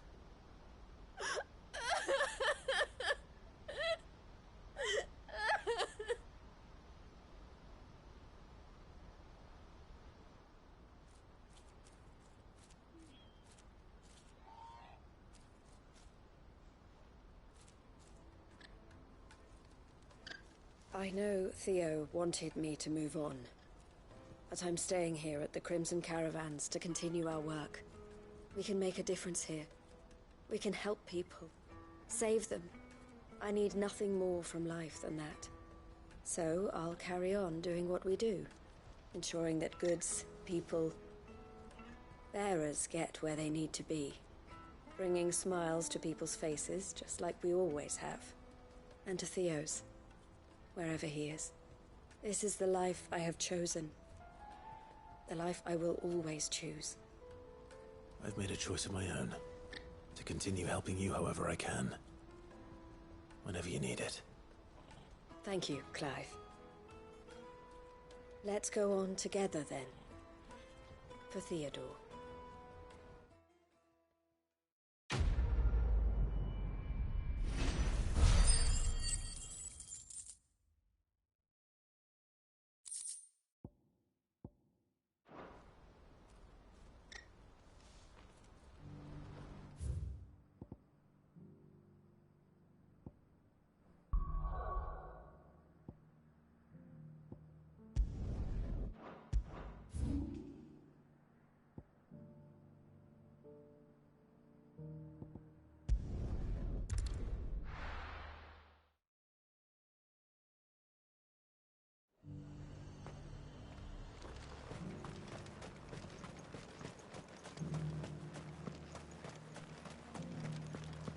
There were ghosts at the gates not days ago.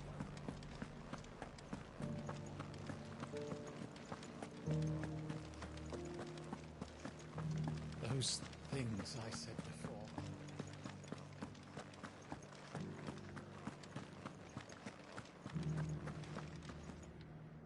Oh, Clive. What am I to do? My wards and I may soon be without a home. What's happened? The High Cardinal has descended from his lofty throne and taken up residence here in Northreach. The High Cardinal? Leader of the Council of Elders, second only to his Radiance at the head of the Imperial government. Not that any of those things still exist. Now he goes by his noble title, the Duke of Oriflamme. And what does he want with Northreach? He wants to transform it into a military stronghold. A foundation upon which to build a new Sambrek. He's already secured the support of the various army remnants, with promises that they shall be afforded the respect they deserve in his empire. One built on the confiscated property of the people. He would rob the populace to pay for it. Believe me, I have used every means of persuasion to discourage him from this folly. But for whatever reason, he will not listen to me. What does Captain Philippe make of this? When the town was under attack, it was him the soldiers rallied around. Couldn't he use that influence again? How? By speaking out against one of the most powerful men in Sambrec. A man whose stated aim is to revive the empire Philippe's comrades swore to serve, and to improve the soldiers' lot within it.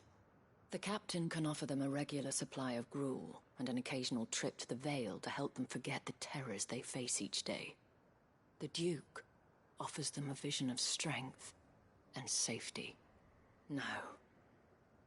Any attempt to incite mutiny would cost Philippe the support of his men, if it did not cost him his life. But given the mood around town, mutiny may yet be unavoidable. The people have little appetite for further deprivation, least of all when it serves only to elevate others. And who could blame them? Clive, would you appeal to the Duke on my behalf? For your services to Northreach, you have the respect of the soldiers, and they will take you to His Eminence if you ask them. And unlike Philippe, no bonds of loyalty prevent you from speaking your mind to the man. Well, will you try? You could hardly fare any worse than I did. I'll see what I can do. Thank you, Clive. Tell me then, where will I find this Duke of Oriflamme? In the garrison? Overseeing the troops, yes. All right. Wish me luck.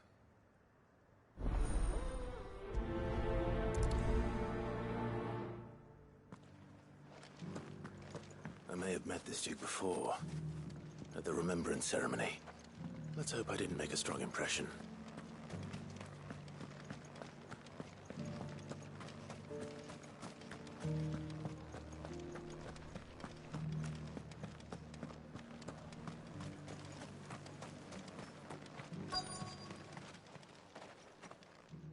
Halt!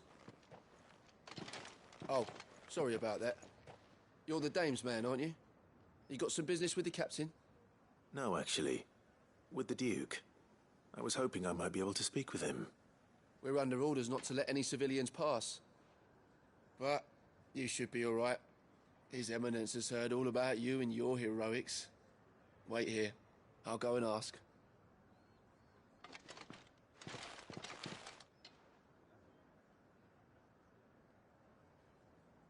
So, you are the sellsword who lent his aid to the garrison. The Empire owes you a debt, and I shall see it repaid. But tell me, is it wealth that you seek, or favor? Neither, Your Eminence. I thought only to inquire about your plan to turn Northreach into a stronghold. Ah, I see. You are worried the expanded garrison will render your services redundant. Yet you needn't be. A proud fighting man like yourself shall always have a place here. Pride of place, in fact. For too long has the contribution of the noble soldier been under-reckoned. But no more. For it is they who shall see the Holy Empire rebuilt, beginning right here in Northreach. Why here, Your Eminence? The town has been fortunate enough to escape largely unscathed from the recent troubles. Her defenses are sound, and her garrison well prepared. Which is more than can be said for Oriflamme or Twinside. The Empire wants for a capital, and I believe Northreach to be the perfect place. With Caer Norvent as her citadel. Once we have seen to the refortification of both the town and the castle, we need only build a wall around both to create a city that would be the envy of the twins. Plans are already underway for the construction. Soon enough, these thralls shall learn that they are no match for the might of Sanbreque. I fear you underestimate how dangerous these creatures are, Your Eminence. Should they return in force, you will need all the people of Northreach to come together in defense of the town. Something they may be loath to do if they've been deprived of their worldly goods. The people will do as their leaders command. If Sanbreque is to be rebuilt, she will require a functioning government. One whose authority is beyond question. That is why this levy is necessary. So that any man who wishes to join the army might do so and be fed, outfitted, and paid as befits a defender of the Empire. And yet there are those who persist in peddling the treasonous lie that I seek to steal from the people and drive them from their homes. I suspect they're afraid of losing what little they have left. Precisely. Sow the seeds of your new empire in your own salted earth. Sabine, we have discussed this. Yes, and I told you then how putting the empire before her citizens would lead only to revolt. Without an empire, there are no citizens. And in yours, there will be only beggars. Is that what Griga wills for her people? Do not take her name in vain, Sabine. I'll come back later. The citizens revolt. I wonder what the people really think of the Duke's plan. It wouldn't hurt to ask them, I suppose. Let's begin with those on the other side of the wall.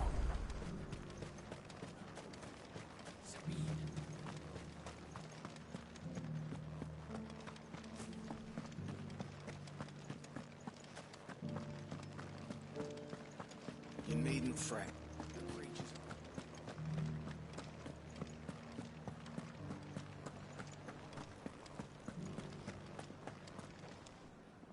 All right there. What is it you're after, sir? Just your opinion, actually. I wondered what you thought of the Duke of Oriflamme. Oh, him. Not much. None of us traders do. It's thanks to nobles like him that we had to set up shop this side of the wall in the first place. Couldn't have the rabble getting any closer to the holy capital, could they? And now he's trying to drive us out completely, threatening to take everything we got from us if we don't clear off. If the dame said she wanted him run out of town, I'd be straight through that checkpoint, tar bucket in hand.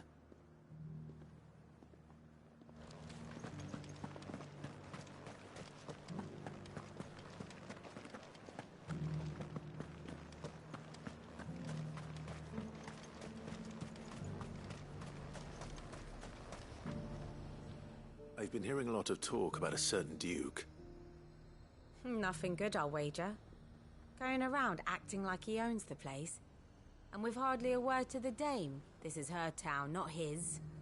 I take it you'd rather she was in charge. As far as I'm concerned, she still is. Just need his eminence to sod off back to Oriflamme.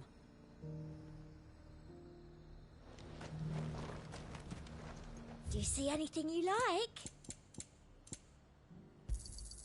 I do like a customer who knows what he wants.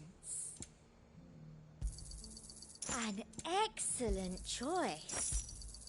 I do like a customer who knows what he wants.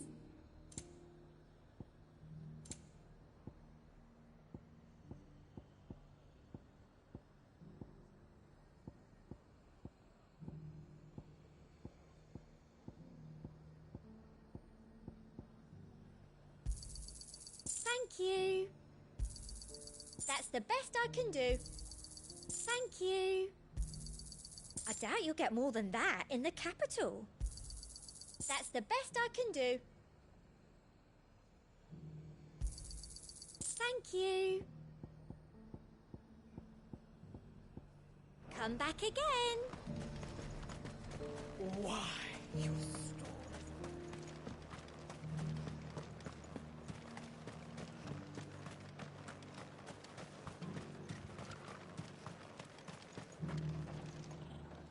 A question, if you don't mind.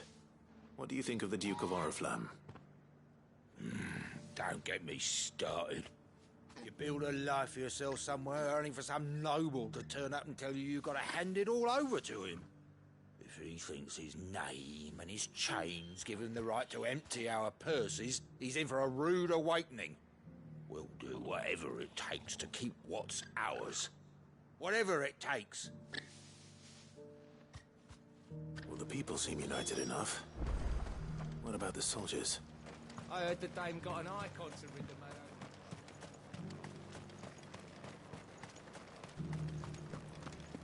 But there were ghosts at the gates not days ago.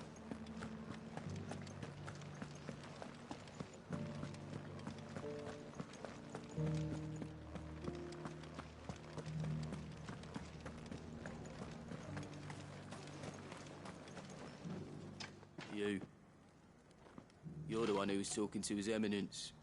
On the dame's behalf, yes. I was trying to persuade him not to take the people's goodwill for granted, but it seems my words fell on deaf ears. What do you think of his plans? I'm a soldier, mate. He tells me what to do, not the other way round. Listen, I've got nothing but respect for the dame, but I've got a family to look after.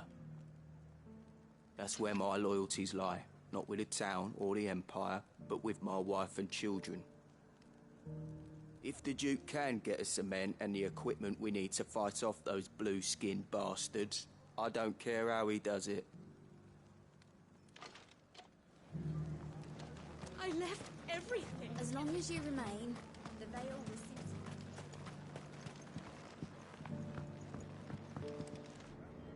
I hear the Duke of Oriflamme plans to turn this town into some sort of fortress. Do you think that's a good idea? It's not for me to say. All I know is that unless the Emperor orders me otherwise, His Eminence's word is law. Look, no one likes all these taxes and tariffs, but empires don't come for free. Once Sandbreck is back on her feet, we'll all reap the benefits.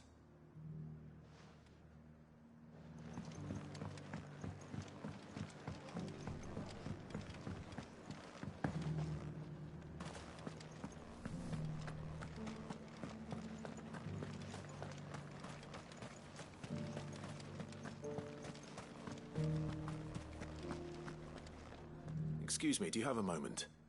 I wondered if you'd mind sharing your thoughts on the Duke of Oriflamme. Well, he's made a lot of enemies coming in the way he did. I mean, look around us. You can see the state the realm's in.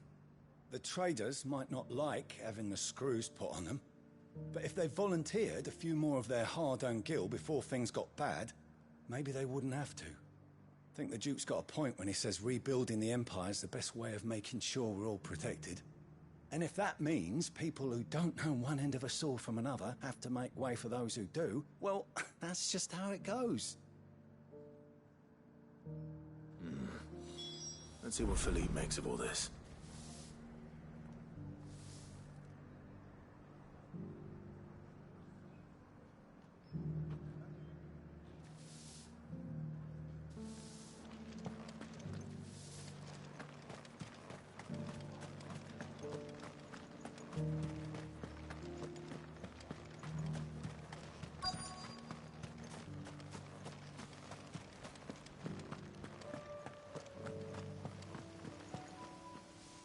Captain, do you have a moment?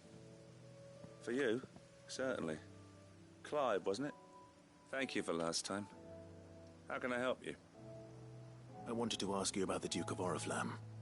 Do you intend to go along with his plan? But to tell you the truth, I'm in two minds. It's my sworn duty as a captain of the Imperial Army to obey his orders. But I can't say I agree with him. Philippe, I remember you saying that you became a soldier to protect the people you loved. The Dame included. That's right, I did. Well, she doesn't agree with the Duke's orders either. She thinks they could tear Northreach apart.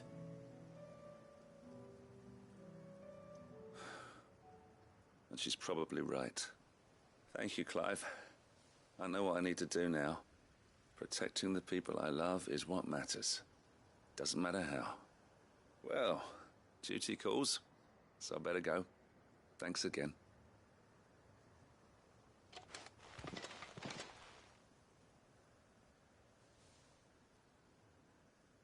It seems Philippe wants to do the right thing at least. I expect Isabel will be pleased to hear that, if nothing else.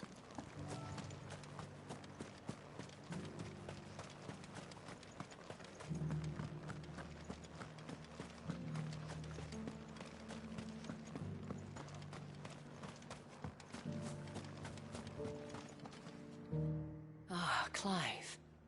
How did you fare? Were you able to speak with the Duke? I was, but...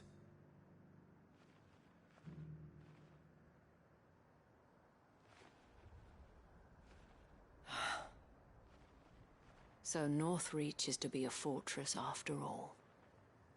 Well, it will certainly help to hold back the thralls. There's no denying that. Though I doubt it will come as much consolation to the townspeople whose worldly goods are confiscated to pay for it. They deserve to be heard, Clive. To have a say in this new empire the Duke means to build. Sadly, His Eminence values their obedience more than their opinions, and hopes to reassert the authority of the state. I fear he sees the people as mere pawns on his chessboard to be sacrificed for the greater good. Needless to say, they themselves are of a different opinion, and would rather their destinies were in your hands. The soldiers, meanwhile, are content to follow their orders. And not just because of the Duke's rank, but because of his vision. I thought as much. Had I sworn to protect Sambrek, I dare say I too would want nothing more than to see it rise from the ashes. Thank you for trying. But the battle is lost. I don't know about that. What happened to your uniform? I handed it in, along with my resignation. Told the lads I wished them well, but that I owe it to those I love to call it a day. But why? Because I realize what really matters to me. Not following some nobleman's orders for the sake of it, but protecting what I care about. Protecting Northreach. I honestly don't know when those monsters will return, but I'm certain they're not finished with us yet. And when they do come back, we need to be ready for them. We need to stand together, all of us.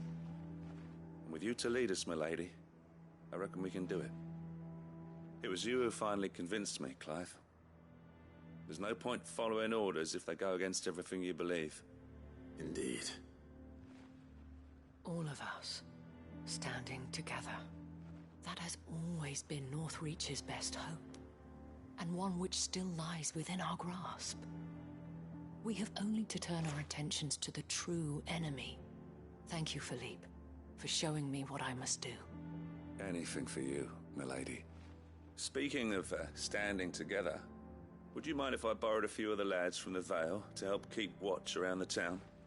I fear His Eminence has loftier tasks in mind for the guard. Not at all.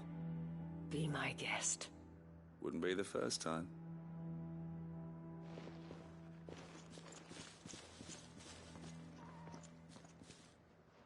There may be hope for Northreach yet. Especially with men like you and Philippe to champion our cause. I, for my part, shall continue to work upon the Duke, in the stubborn belief that I might still tempt him into joining hands. But I suspect I shall have to call upon your aid again. Until then, Clive. Until then?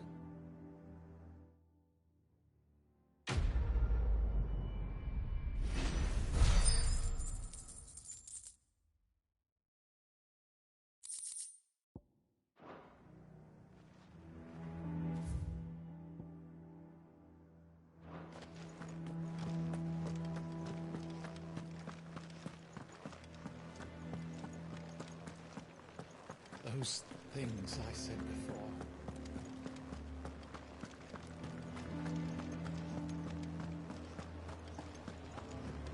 There were ghosts at the gates not days ago.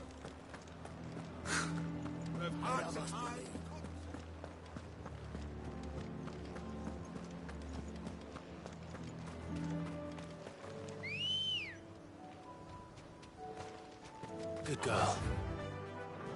Faster!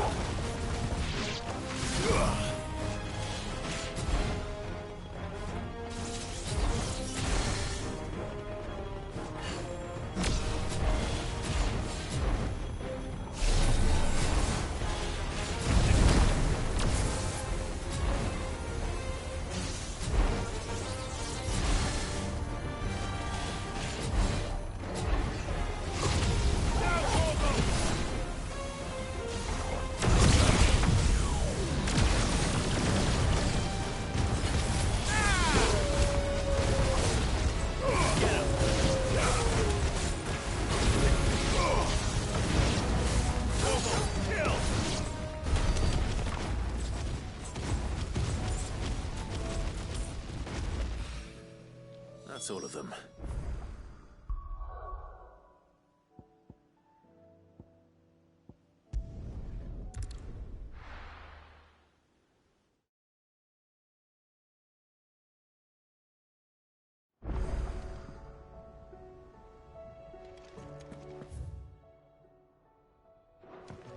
Come back.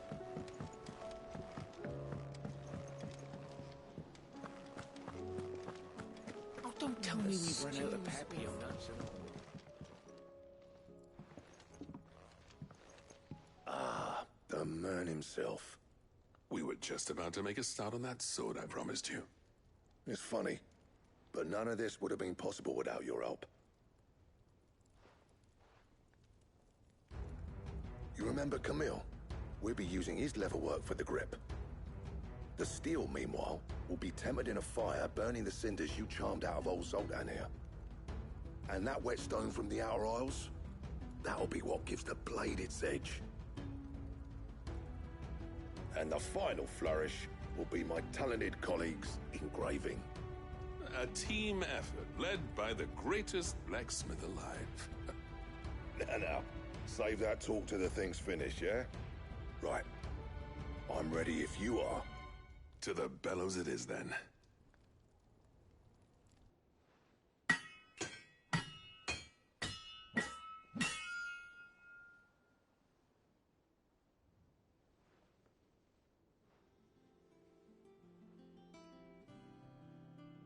Well, bugger me.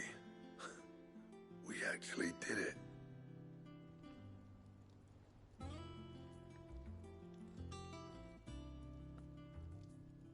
The sword to end all swords. Ragnarok. It's quite something. I trust you'll take good care of it. Thank you. Both of you. So, does this make you pair the greatest craftsman alive, then? This? Nah. This was just following the footsteps of the greats of old. It'll take more than that to earn us our place in history. But we're up for the challenge. Here. A list of materials. Zoltan and I got talking on the long road back from Dravoist. We reckon with those items there, we could craft something even better than the Ragnarok. Something worthy of a legendary outlaw like yourself. That's a weapon I'd like to see. You leave this list with me. I was hoping you'd say that. One legend at a time, eh, lads?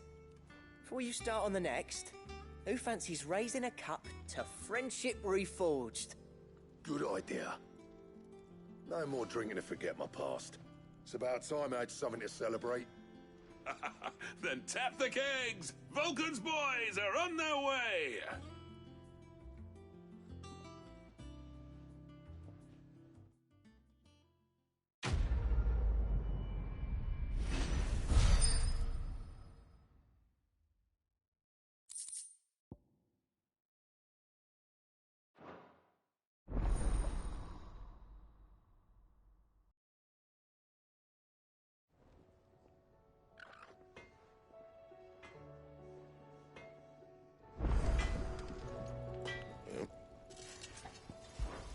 So, will it be?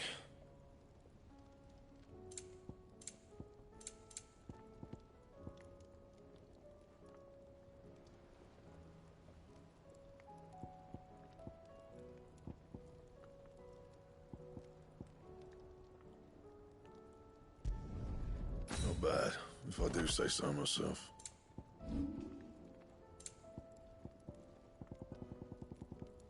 That it?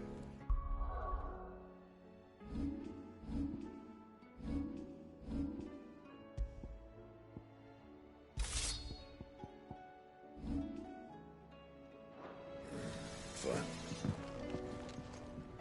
What do I owe the honor? I never fought me in Zoltan if it hadn't been for you. You do what you need to do, Clive. Stews. Nice thin these days. Oh, what do you expect? Farmers are abandoning.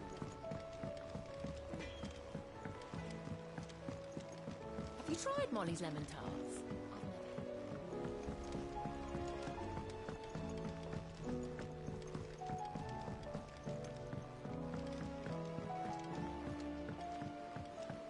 Canva lost. It can't be true. Miss, can we read Miss Editor's story for us?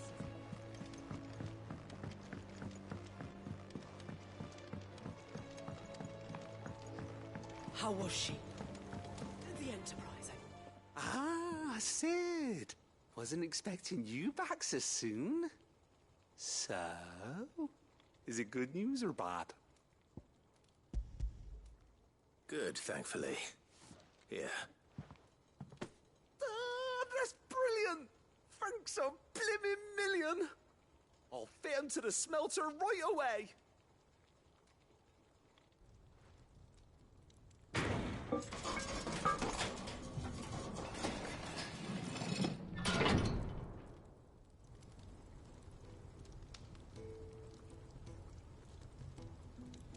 May I present to you the Telemon Furnace! Ain't bad, is she? She's a beauty. You saved my bacon again, Sid, and I ain't about to let your good deed go unrewarded. It's fine, really. My bag's flexible enough already. Oh, don't say that. I'm sure I can make a few improvements to it yet. You could just buy me a bigger...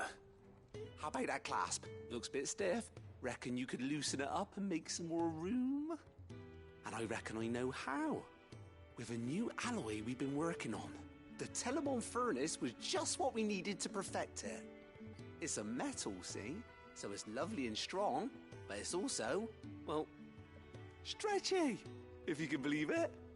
Stretchy metal. Well, if you insist. That is the spirit. You'll love it, I promise.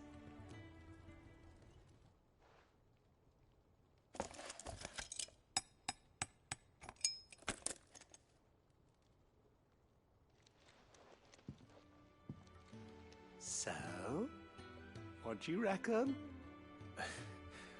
It's actually quite ingenious. Thank you, Owain. Shh, don't mention it. You earned it. And I wanted to get some practice in using that metal anyway. Reckon we'll have all kinds of uses for it around the hideaway. Can't think of any right now, but that's our job, innit? Dreaming up new ways to make life easier around here. Maybe even out there, too. One day, the whole world's gonna know about the inventions you've helped us put together. That bag of yours will be the first of many. You mark my words. They'll hardly believe their eyes, I'm sure.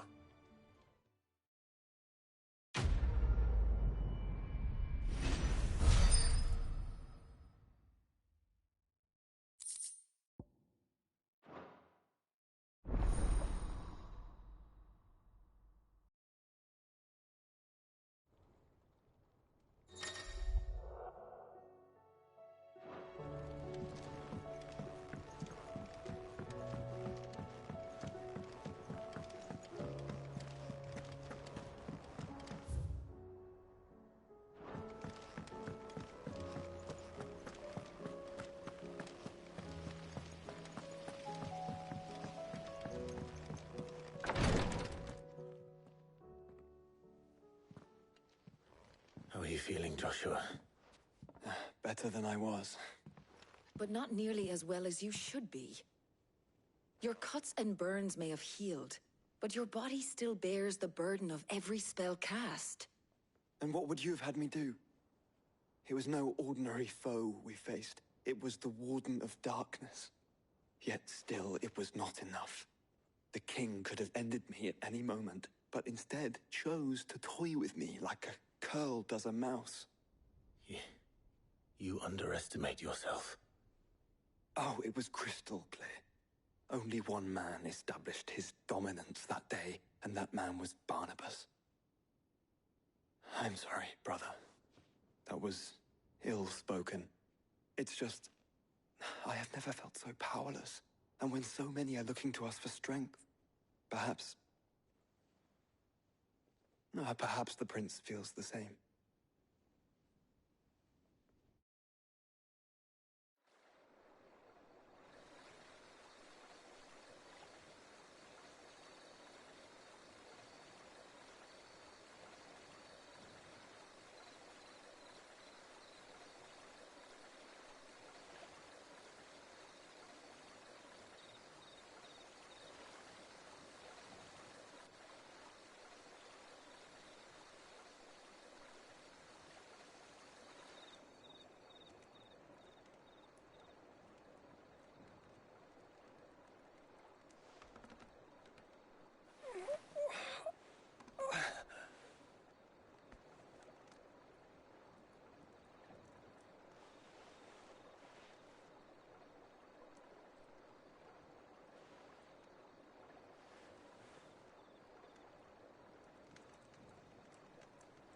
What is this place?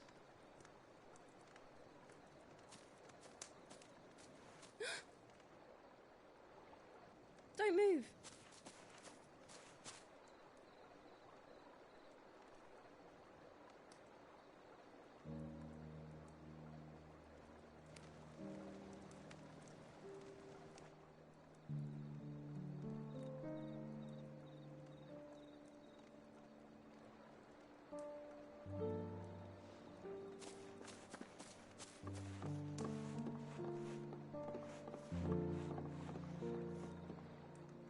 Here, it's fresh from the well.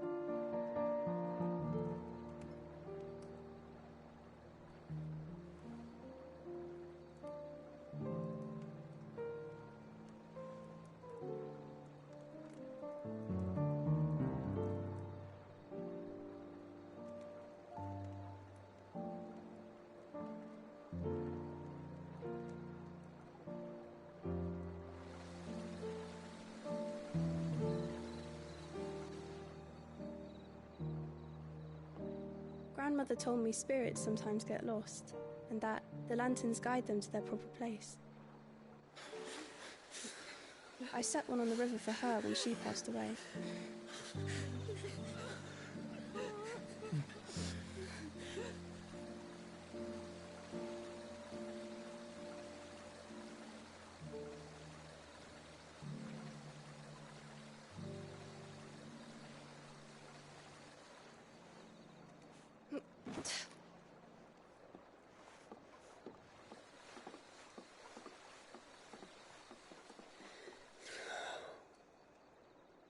The fiend works from the shadows. Was it you who guided my hand then, Ultima? No, not you.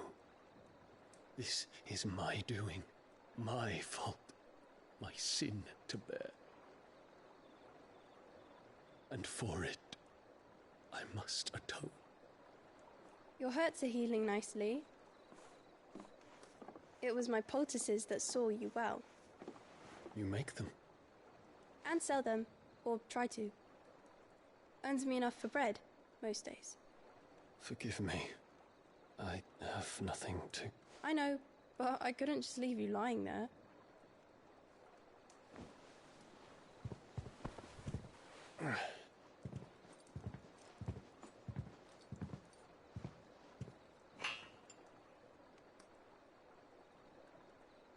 You're going then? Of course. I'm healed. Thanks to you and your poultices. Will you promise to come back and visit?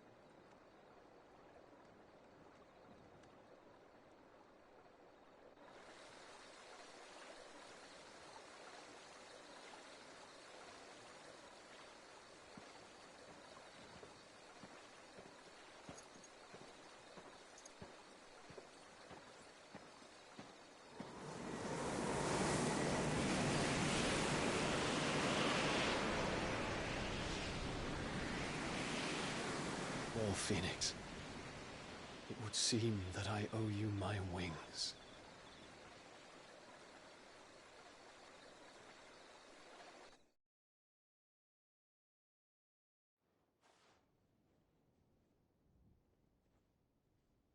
Perhaps he can find an answer.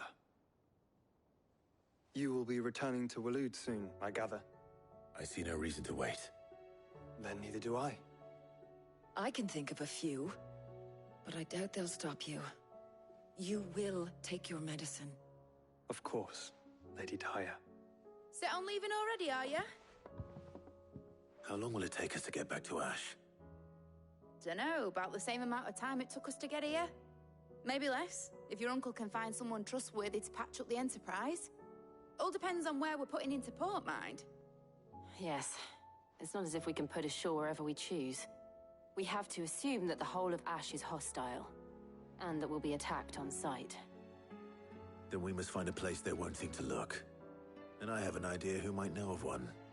The Professor! I'll go and tell you coming! While you're plotting our course, I'll be in the shelves with your lawsmen.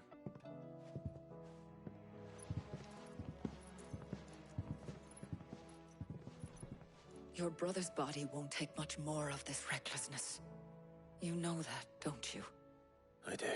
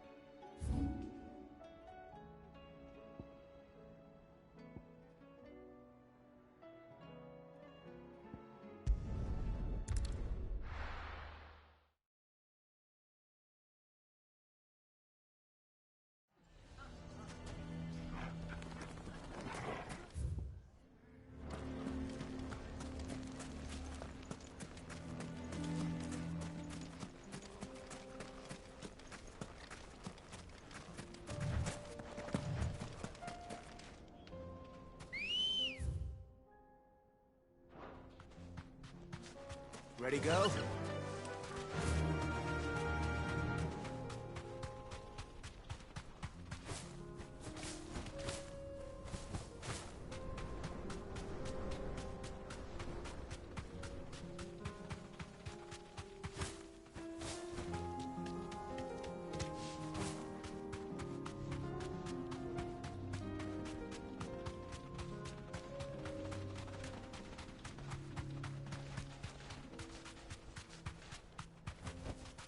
Be safe.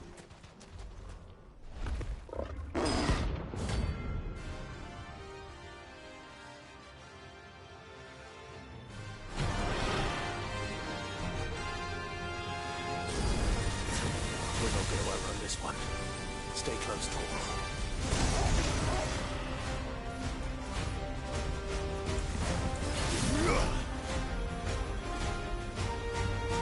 All yours, Torvald.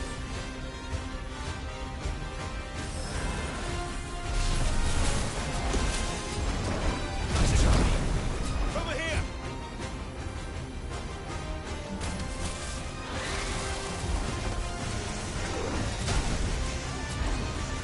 Local!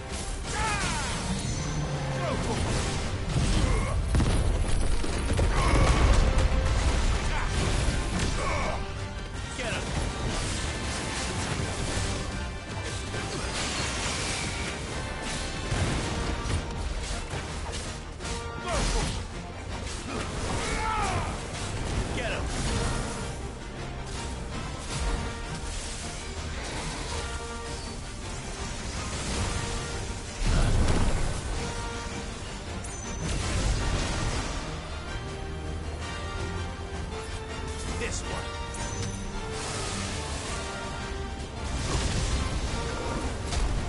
All yours, Torgal. And her, Torgal.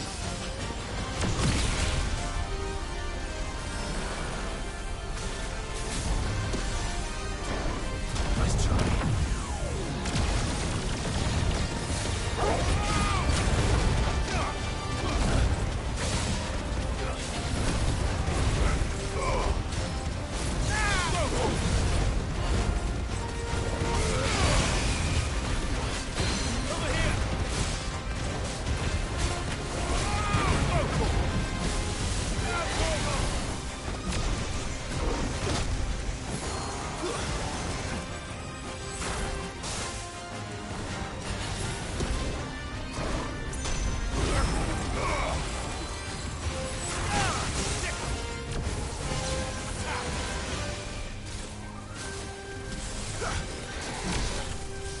Go, Torgal.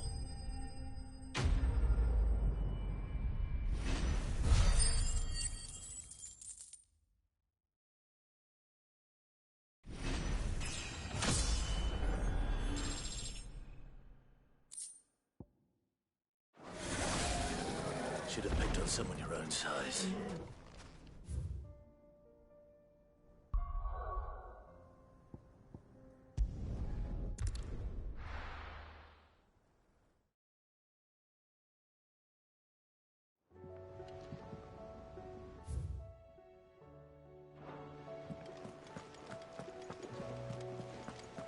Covered in nicks and lumps.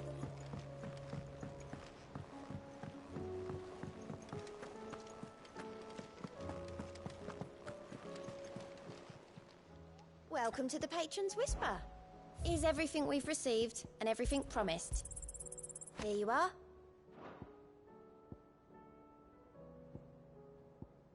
All done? I still say it were a compliment. Ah, Clive. I was wondering when you'd arrive. Please tell me you've come to take our young prodigy here off my hands. I'm not here for Mid. I need information on Ash. Then why not ask Molly if you can look in one of her ovens? Go on. As soon as the Enterprise is ready, we'll be setting out for Drake's Spine. And we're going to need a safe place to land. Preferably one that won't see my ship blown to shit and splinters. If it were that easy, do you think Waloed would have resisted invasion for so long? Very little is known of Ash, and the information we do have is spotty and outdated. We have the good King Barnabas to thank for that. Waloed's borders have been closed to outsiders since the day he seized the throne. If there is anywhere safe to land, you won't find it on my map. Then tell us what we will find. I'm sure you know better than we do. But no splinters. All right, if it will get you out of my hair. But interrupt me, and it's over. Understood?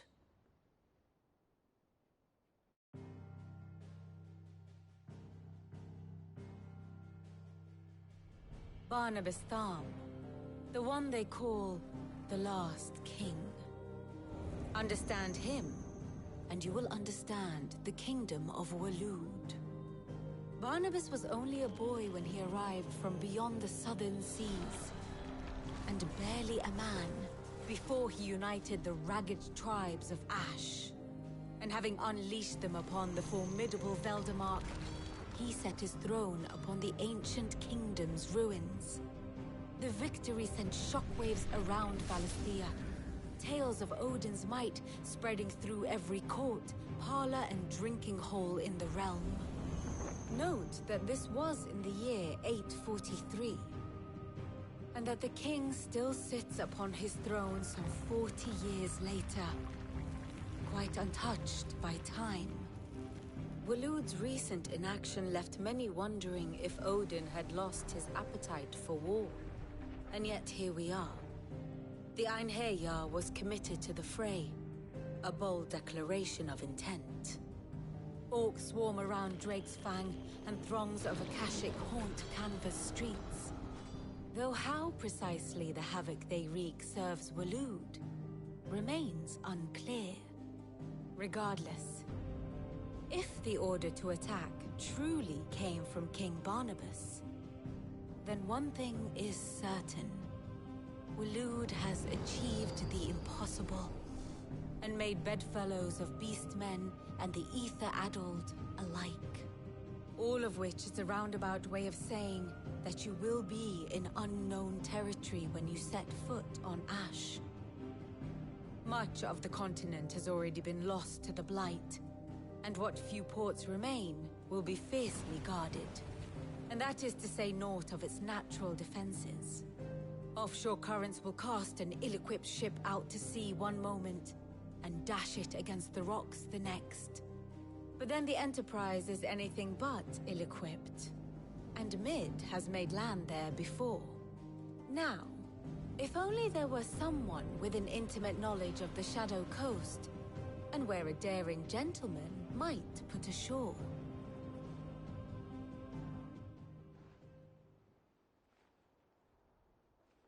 You see, Clive, you had the answer all along. Do you think you can get us back to that beach, Mid? Picked you up from it, didn't I? Not that it were easy. The currents were a right bastard. But then, if it wasn't hard, it wouldn't be worth doing, would it? Well said. Thank you, Lady Vivian. If a few morsels of common knowledge and a sprinkling of tavern talk are worthy of your thanks, I wonder what genuine intelligence might earn me. Probably more visits. Mid, I need everyone in the ale hall now. I'll fetch Joshua from the shelves. Aye, aye, Captain.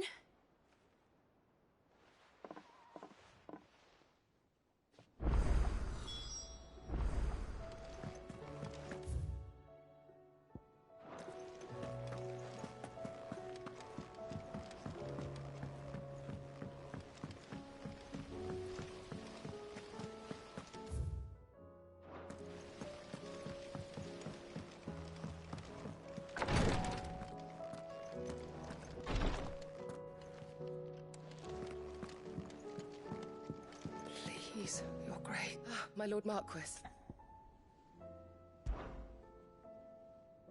Yote, is anything the matter? You seem troubled. Perhaps I might be able to help. My lord. Yes. Perhaps you might. It's your brother.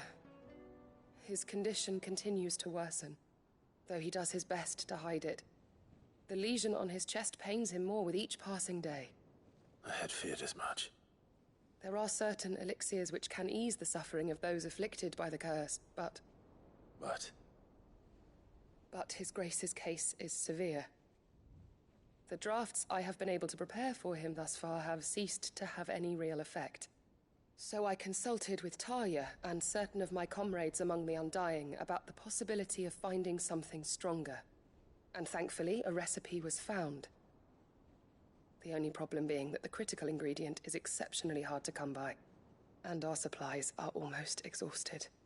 Unless we can secure more soon, your brother's anguish will likely become unbearable. My lord, I know that I have no right to make demands of you. But would you help? For Joshua's sake. For Joshua, anything. Thank you, my lord. So, what is this critical ingredient? A rare herb by the name of stonerwort. It grows only where the ether is densest. The vigor it stores in its stems helps to counteract the curse. We discovered a patch near the aqueduct in Rosaria. But alas, yet more ether has erupted from the earth there recently, leaving the whole area flooded.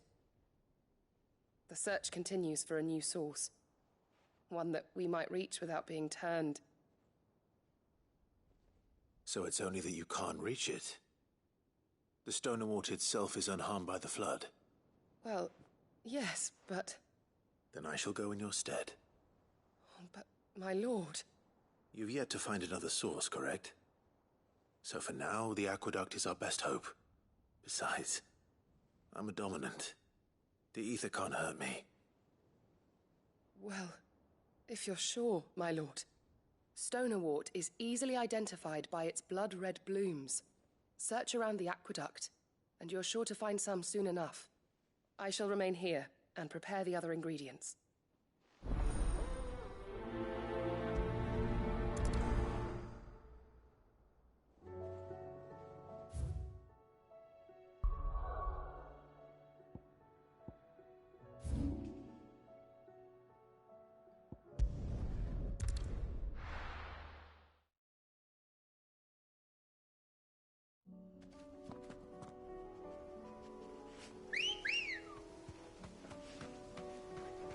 Come on.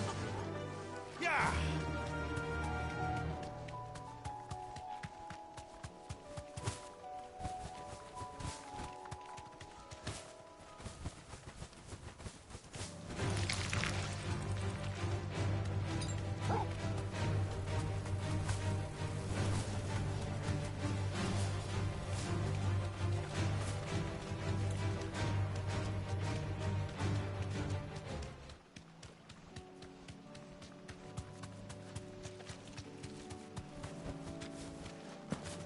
Here's the aqueduct. Now to find our stonewort. Yote mentioned blood-red petals. Just my luck. Well, I won't be wicking anything till they're gone. There's only one thing for it. Ugh.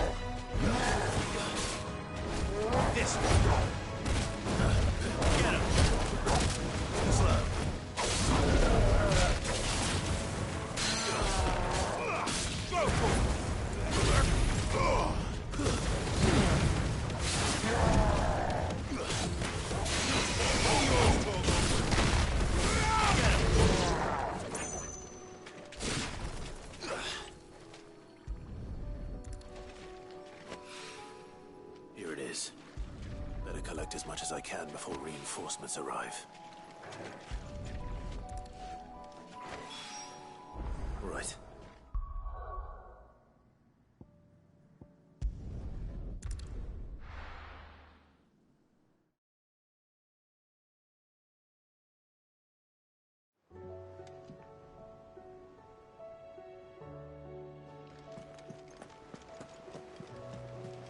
Covered in nicks and lumps.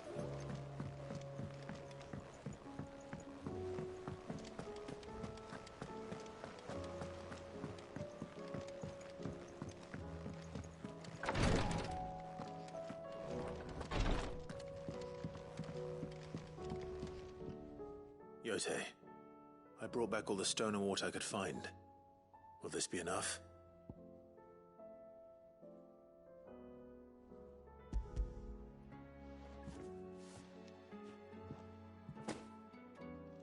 Yes, my lord.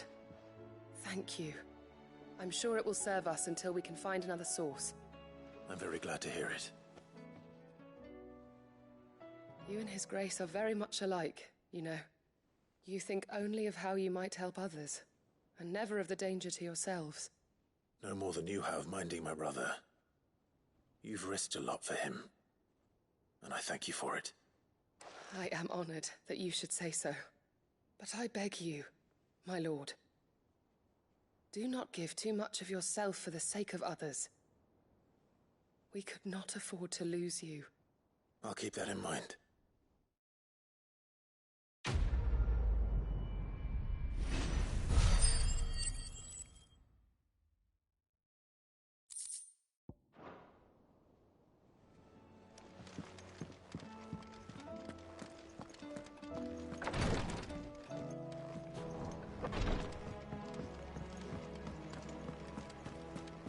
How do you split the sea?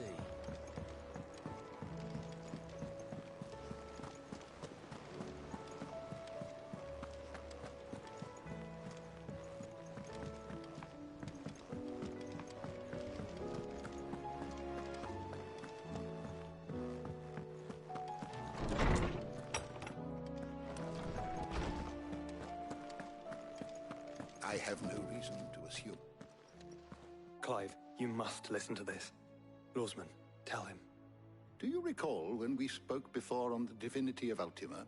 Well, it inspired me to delve deeper into the subject. And what I discovered appears to agree with the findings of His Grace. You will recall that my quest to uncover Ultima's origins began with the mural at Phoenix Gate. But while I've always known it to be important, its secrets have heretofore eluded me. Now, however, I believe I know where to find the more complete example, one that will reveal all we seek. Master Clive, have you ever in your travels chanced to hear of the Circle of Malleus? I would think not, if you have. But there was once a time when the faith flourished, the oldest known religion in the Twins, and though its popularity eventually waned on Storm, hints of its dogma remain embedded in more modern faiths such as the Crystalline Orthodox. Wait, you said it waned on Storm. What of Ash? Religious monuments are often torn down or repurposed when new faiths rise to prominence. But if no new faith arose, then perhaps the ancient temples might still stand. And so, you see now why I must accompany you to Waloed. It would appear the past still has much to teach us, though in this case, it would not have been possible without the musings of Moss. To think that you carried a copy of my old mentor's chronicles all along. I am relieved to discover it in good hands. I shall guard it with my life. Joshua, if you're finished here, join me in the ale hall. I need to speak to everyone before we leave. Right away.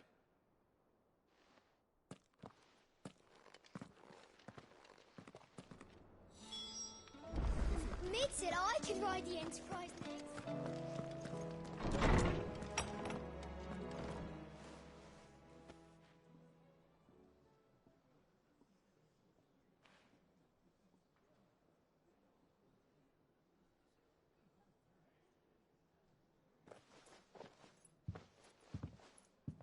My apologies. By now you've all heard where we're going and why. So I won't bother you with the boring details, only the important ones. If we attempt to approach Stone here by sea, there's a good chance we'll be sighted and fall prey to the capital's artillery. So instead, we'll disembark on the southwest coast and make for Drake's Spine on foot. I say we, but it's highly likely the entirety of Ash is under the rule of Ultima. A large party would only attract unwanted attention, as well as slow our march and require supplies which may be difficult to obtain.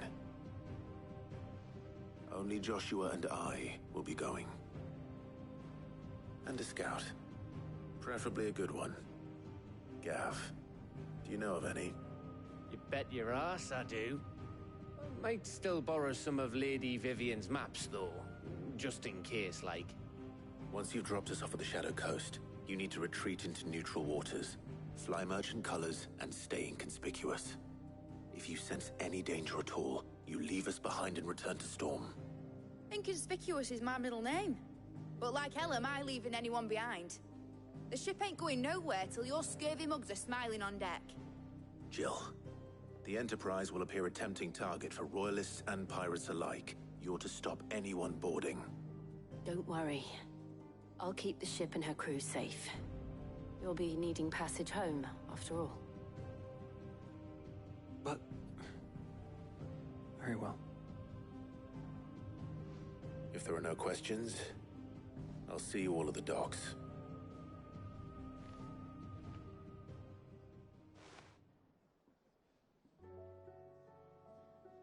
Let me know when you're leaving. I want a word before you go. Of course.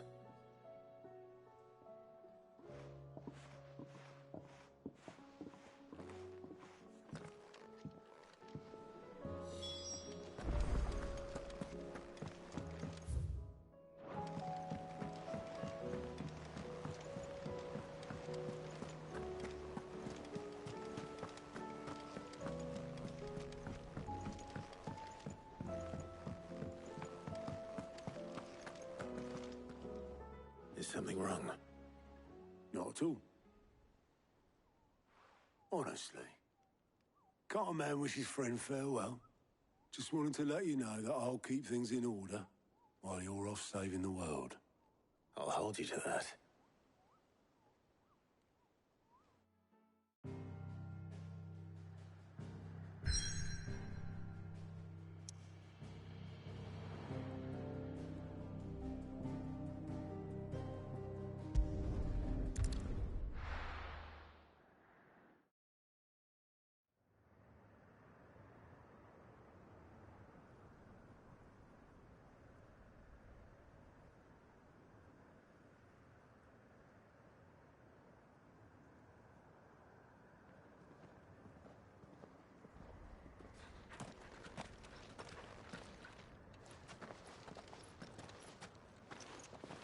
Reckon it'll be a long walk to the capital if we follow the cliffs.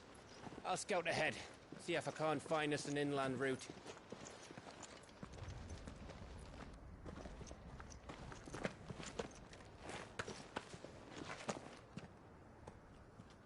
Clive.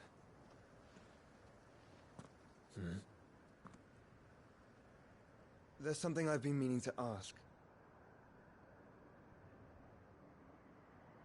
You took her icon, didn't you?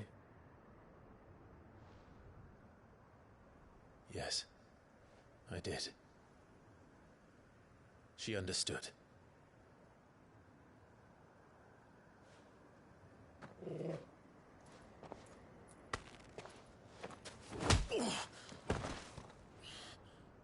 Oh, she understood.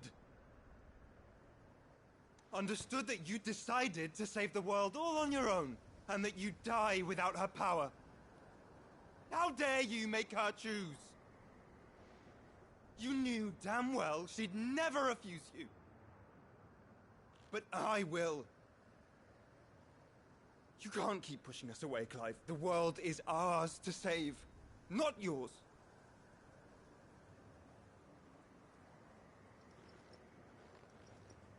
I used my gift because I thought it was the right thing to do.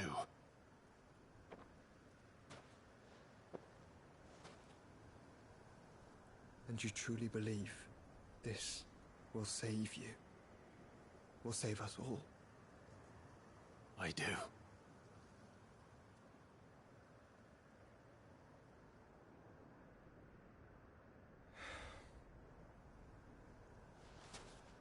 Just don't forget, you're not alone.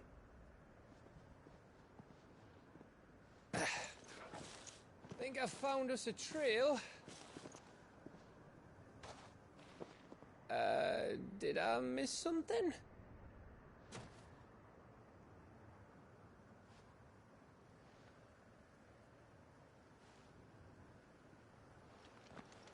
Only that Joshua didn't. I don't get it.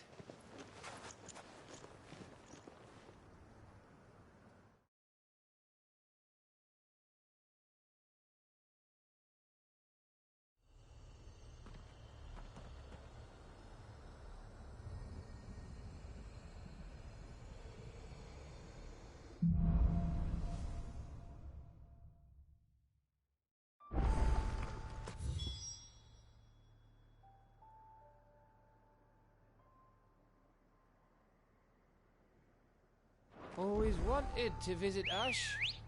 We're in Waluda territory now. Don't expect a warm welcome. Oh, I don't know, Clive. That castle over there looks inviting enough. Shall we sample its inhabitants' hospitality?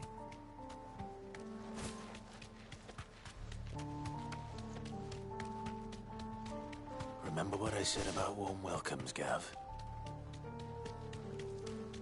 Ah, this place is as dead as Grieger's ghost.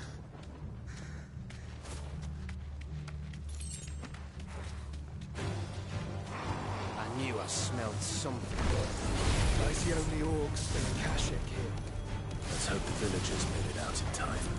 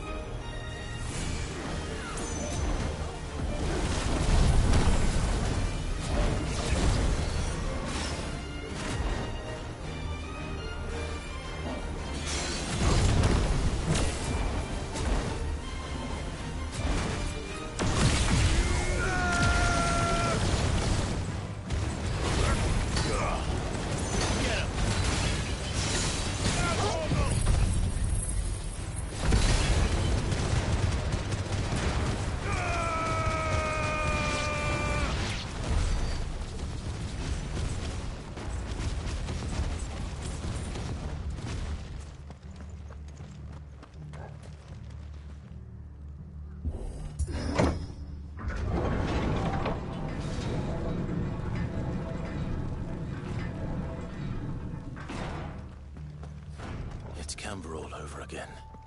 Where the hell are the royalists? Seems you were right about that welcome after all, Clive.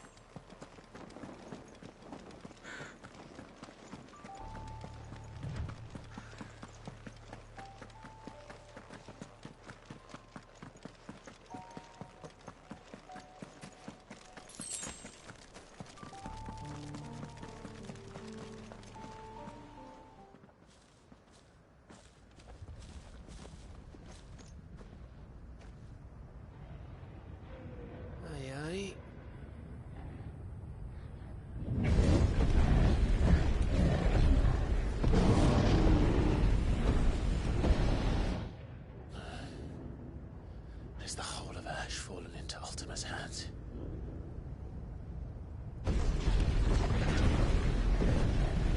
That's no peace delegation. We should send a warning to the others. No. My uncle will have an eye on the coast. I trust he'll find a way to entertain any uninvited guests. Our mark is Drake's spine. and there's a lot of road between us and it. We press on to Stone here. Aye, you never know. It might not be a nest of slabbering monsters.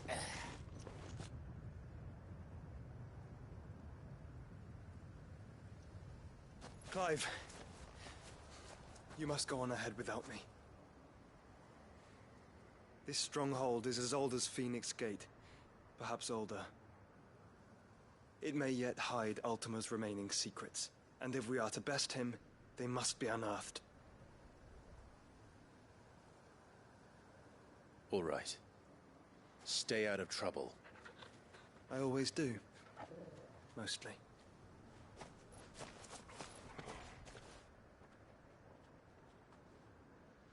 You sure about this? About leaving my brother on his own? Of course. Mostly.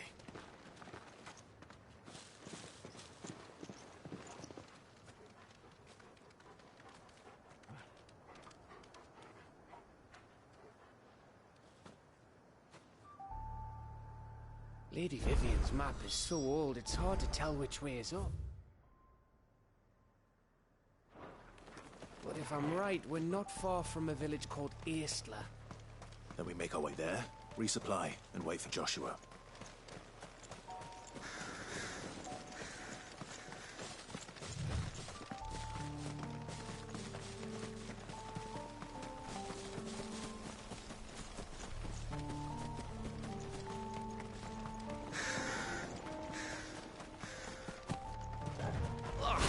This reeks like a morble's arsehole. Though I'm guessing it's not the smell that'll kill us. This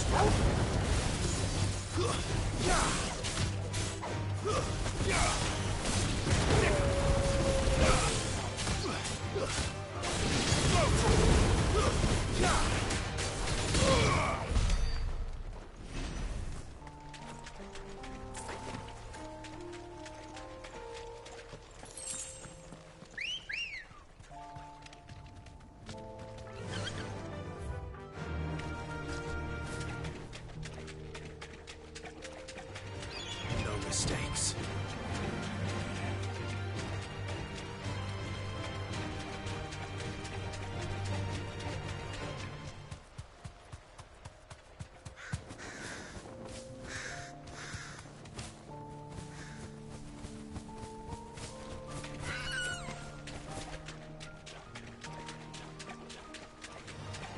This won't be easy.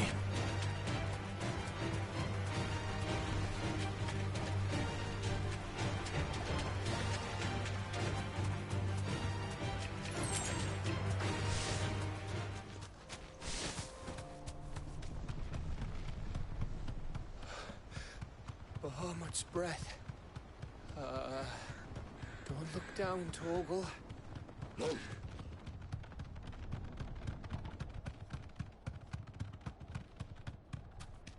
That must be Aistla.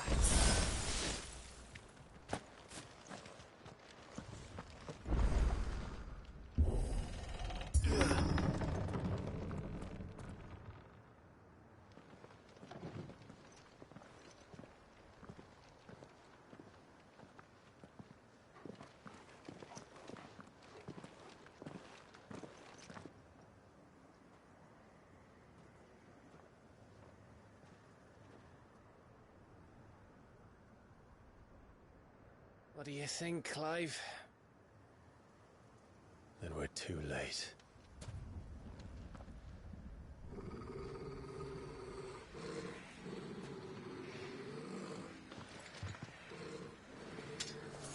Damn it. They're all turned. There's nothing we can do.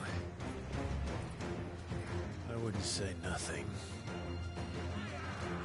No quarter gap!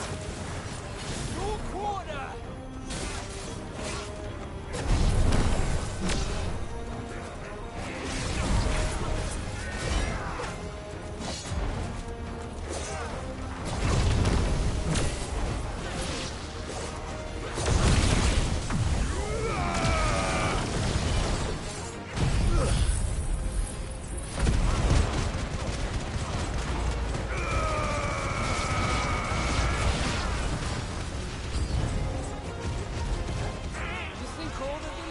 situation like this? A question for later, Cap.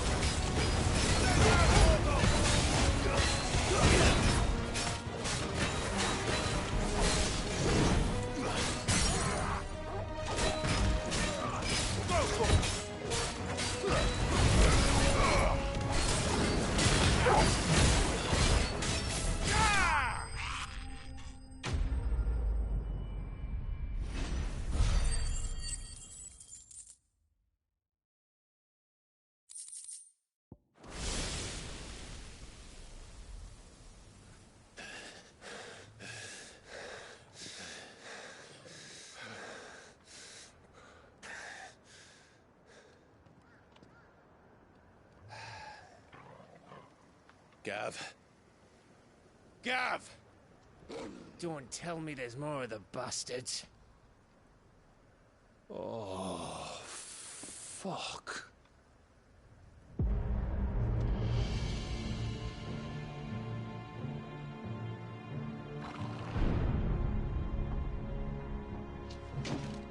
Have you come to watch, Odin? Bound for Stonehill. Good. My master awaits you in the capital, though I cannot allow you to attend him in your present state.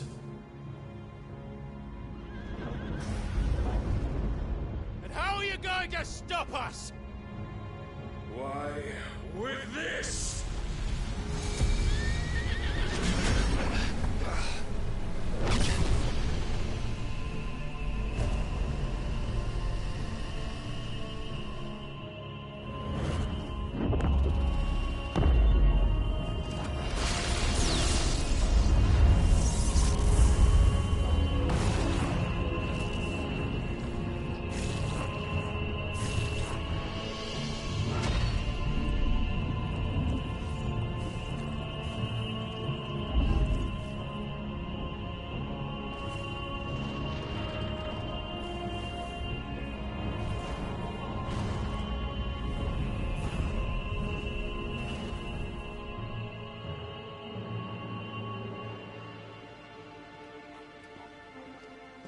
What did you do?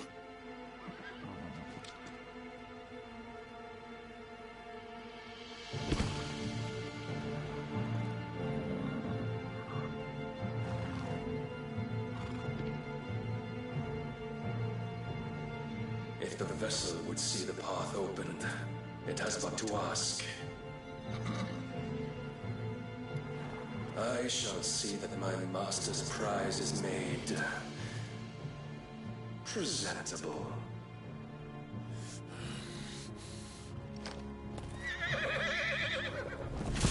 Shit! No!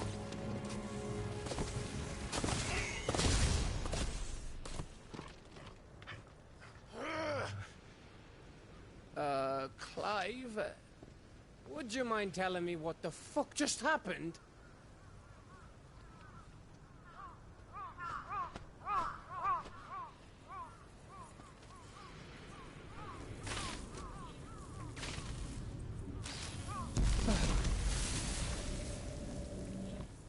Oh, you've got to be. How are we supposed to get through that? We seek an audience with the king. If His Majesty wants me to come and ask him, then that is exactly what I'll do. Before you go practicing your petition, we don't even know where the fucker went. How about we cool our heads and think this through, eh?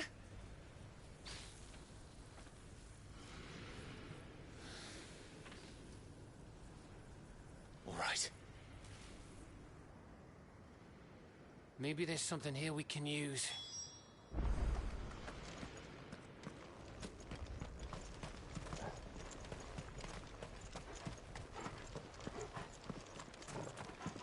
I thought we got them all. So did I.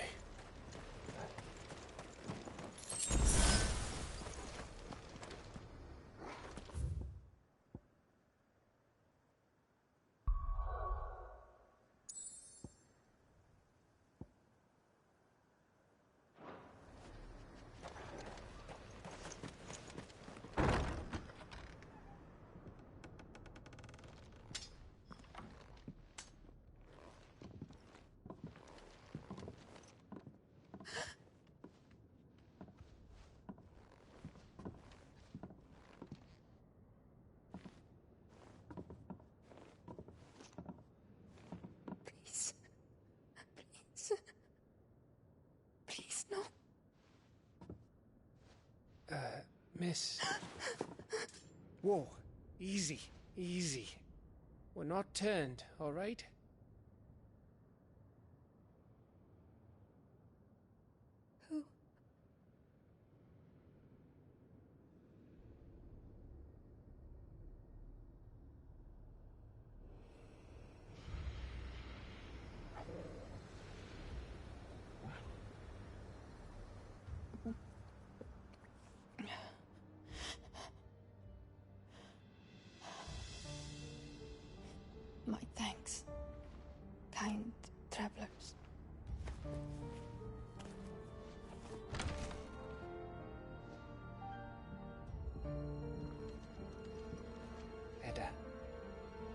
Forgive me for asking, but what went on here?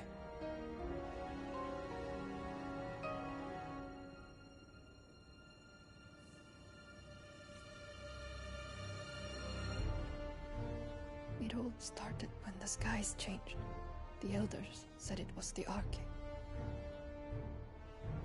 One by one, people went mad. Minds taken by the ether. Till only I remained. By then, I was too far along to run. And then the nights came. And I didn't know what to do.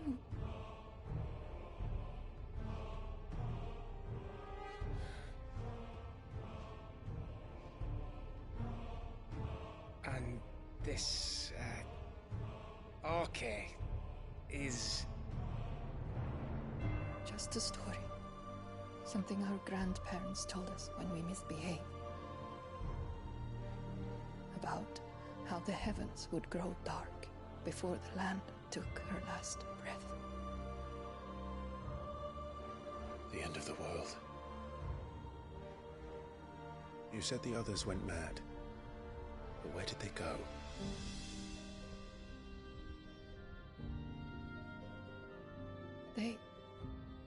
They all left. Drawn east to the tower. To Reverie. The elders. The healer. The blacksmith. My husband.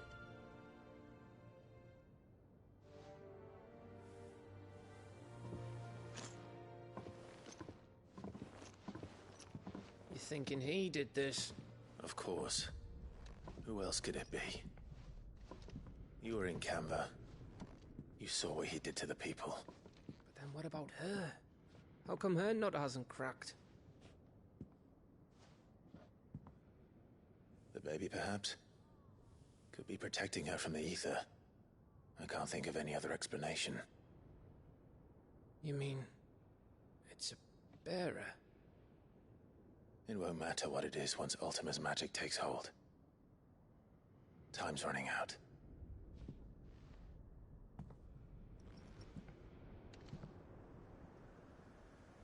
This tower. That's where we'll find the king.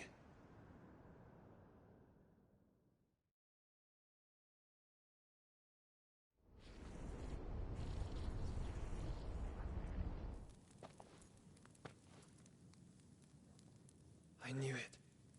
It's the same as Phoenix Gate.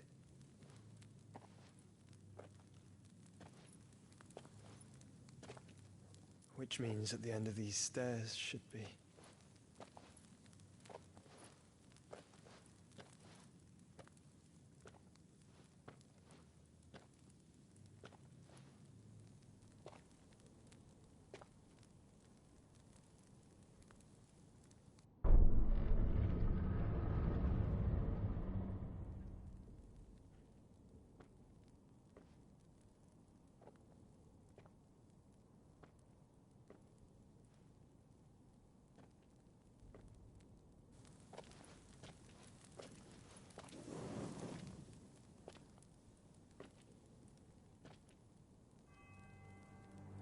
The mural is complete.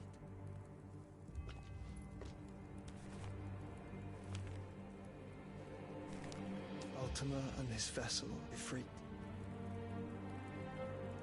Garuda, Ramu, Shiva, Titan, Bahamut, Odin. Even Leviathan the Lost is here. But where is the Phoenix?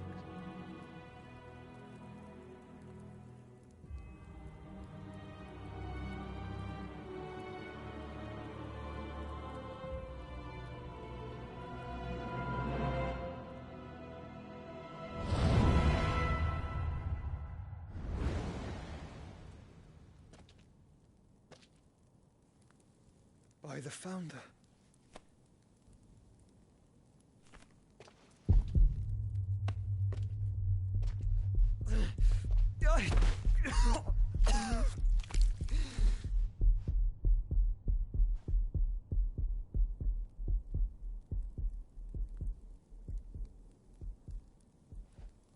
So that's what you want, isn't it, Ultima?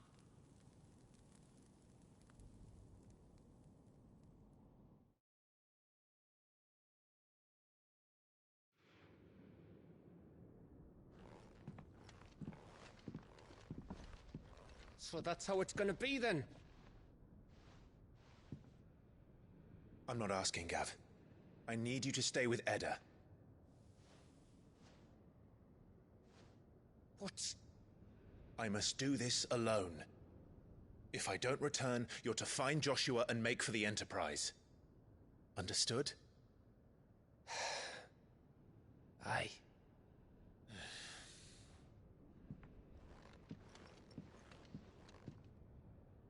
Just don't you go dying on me.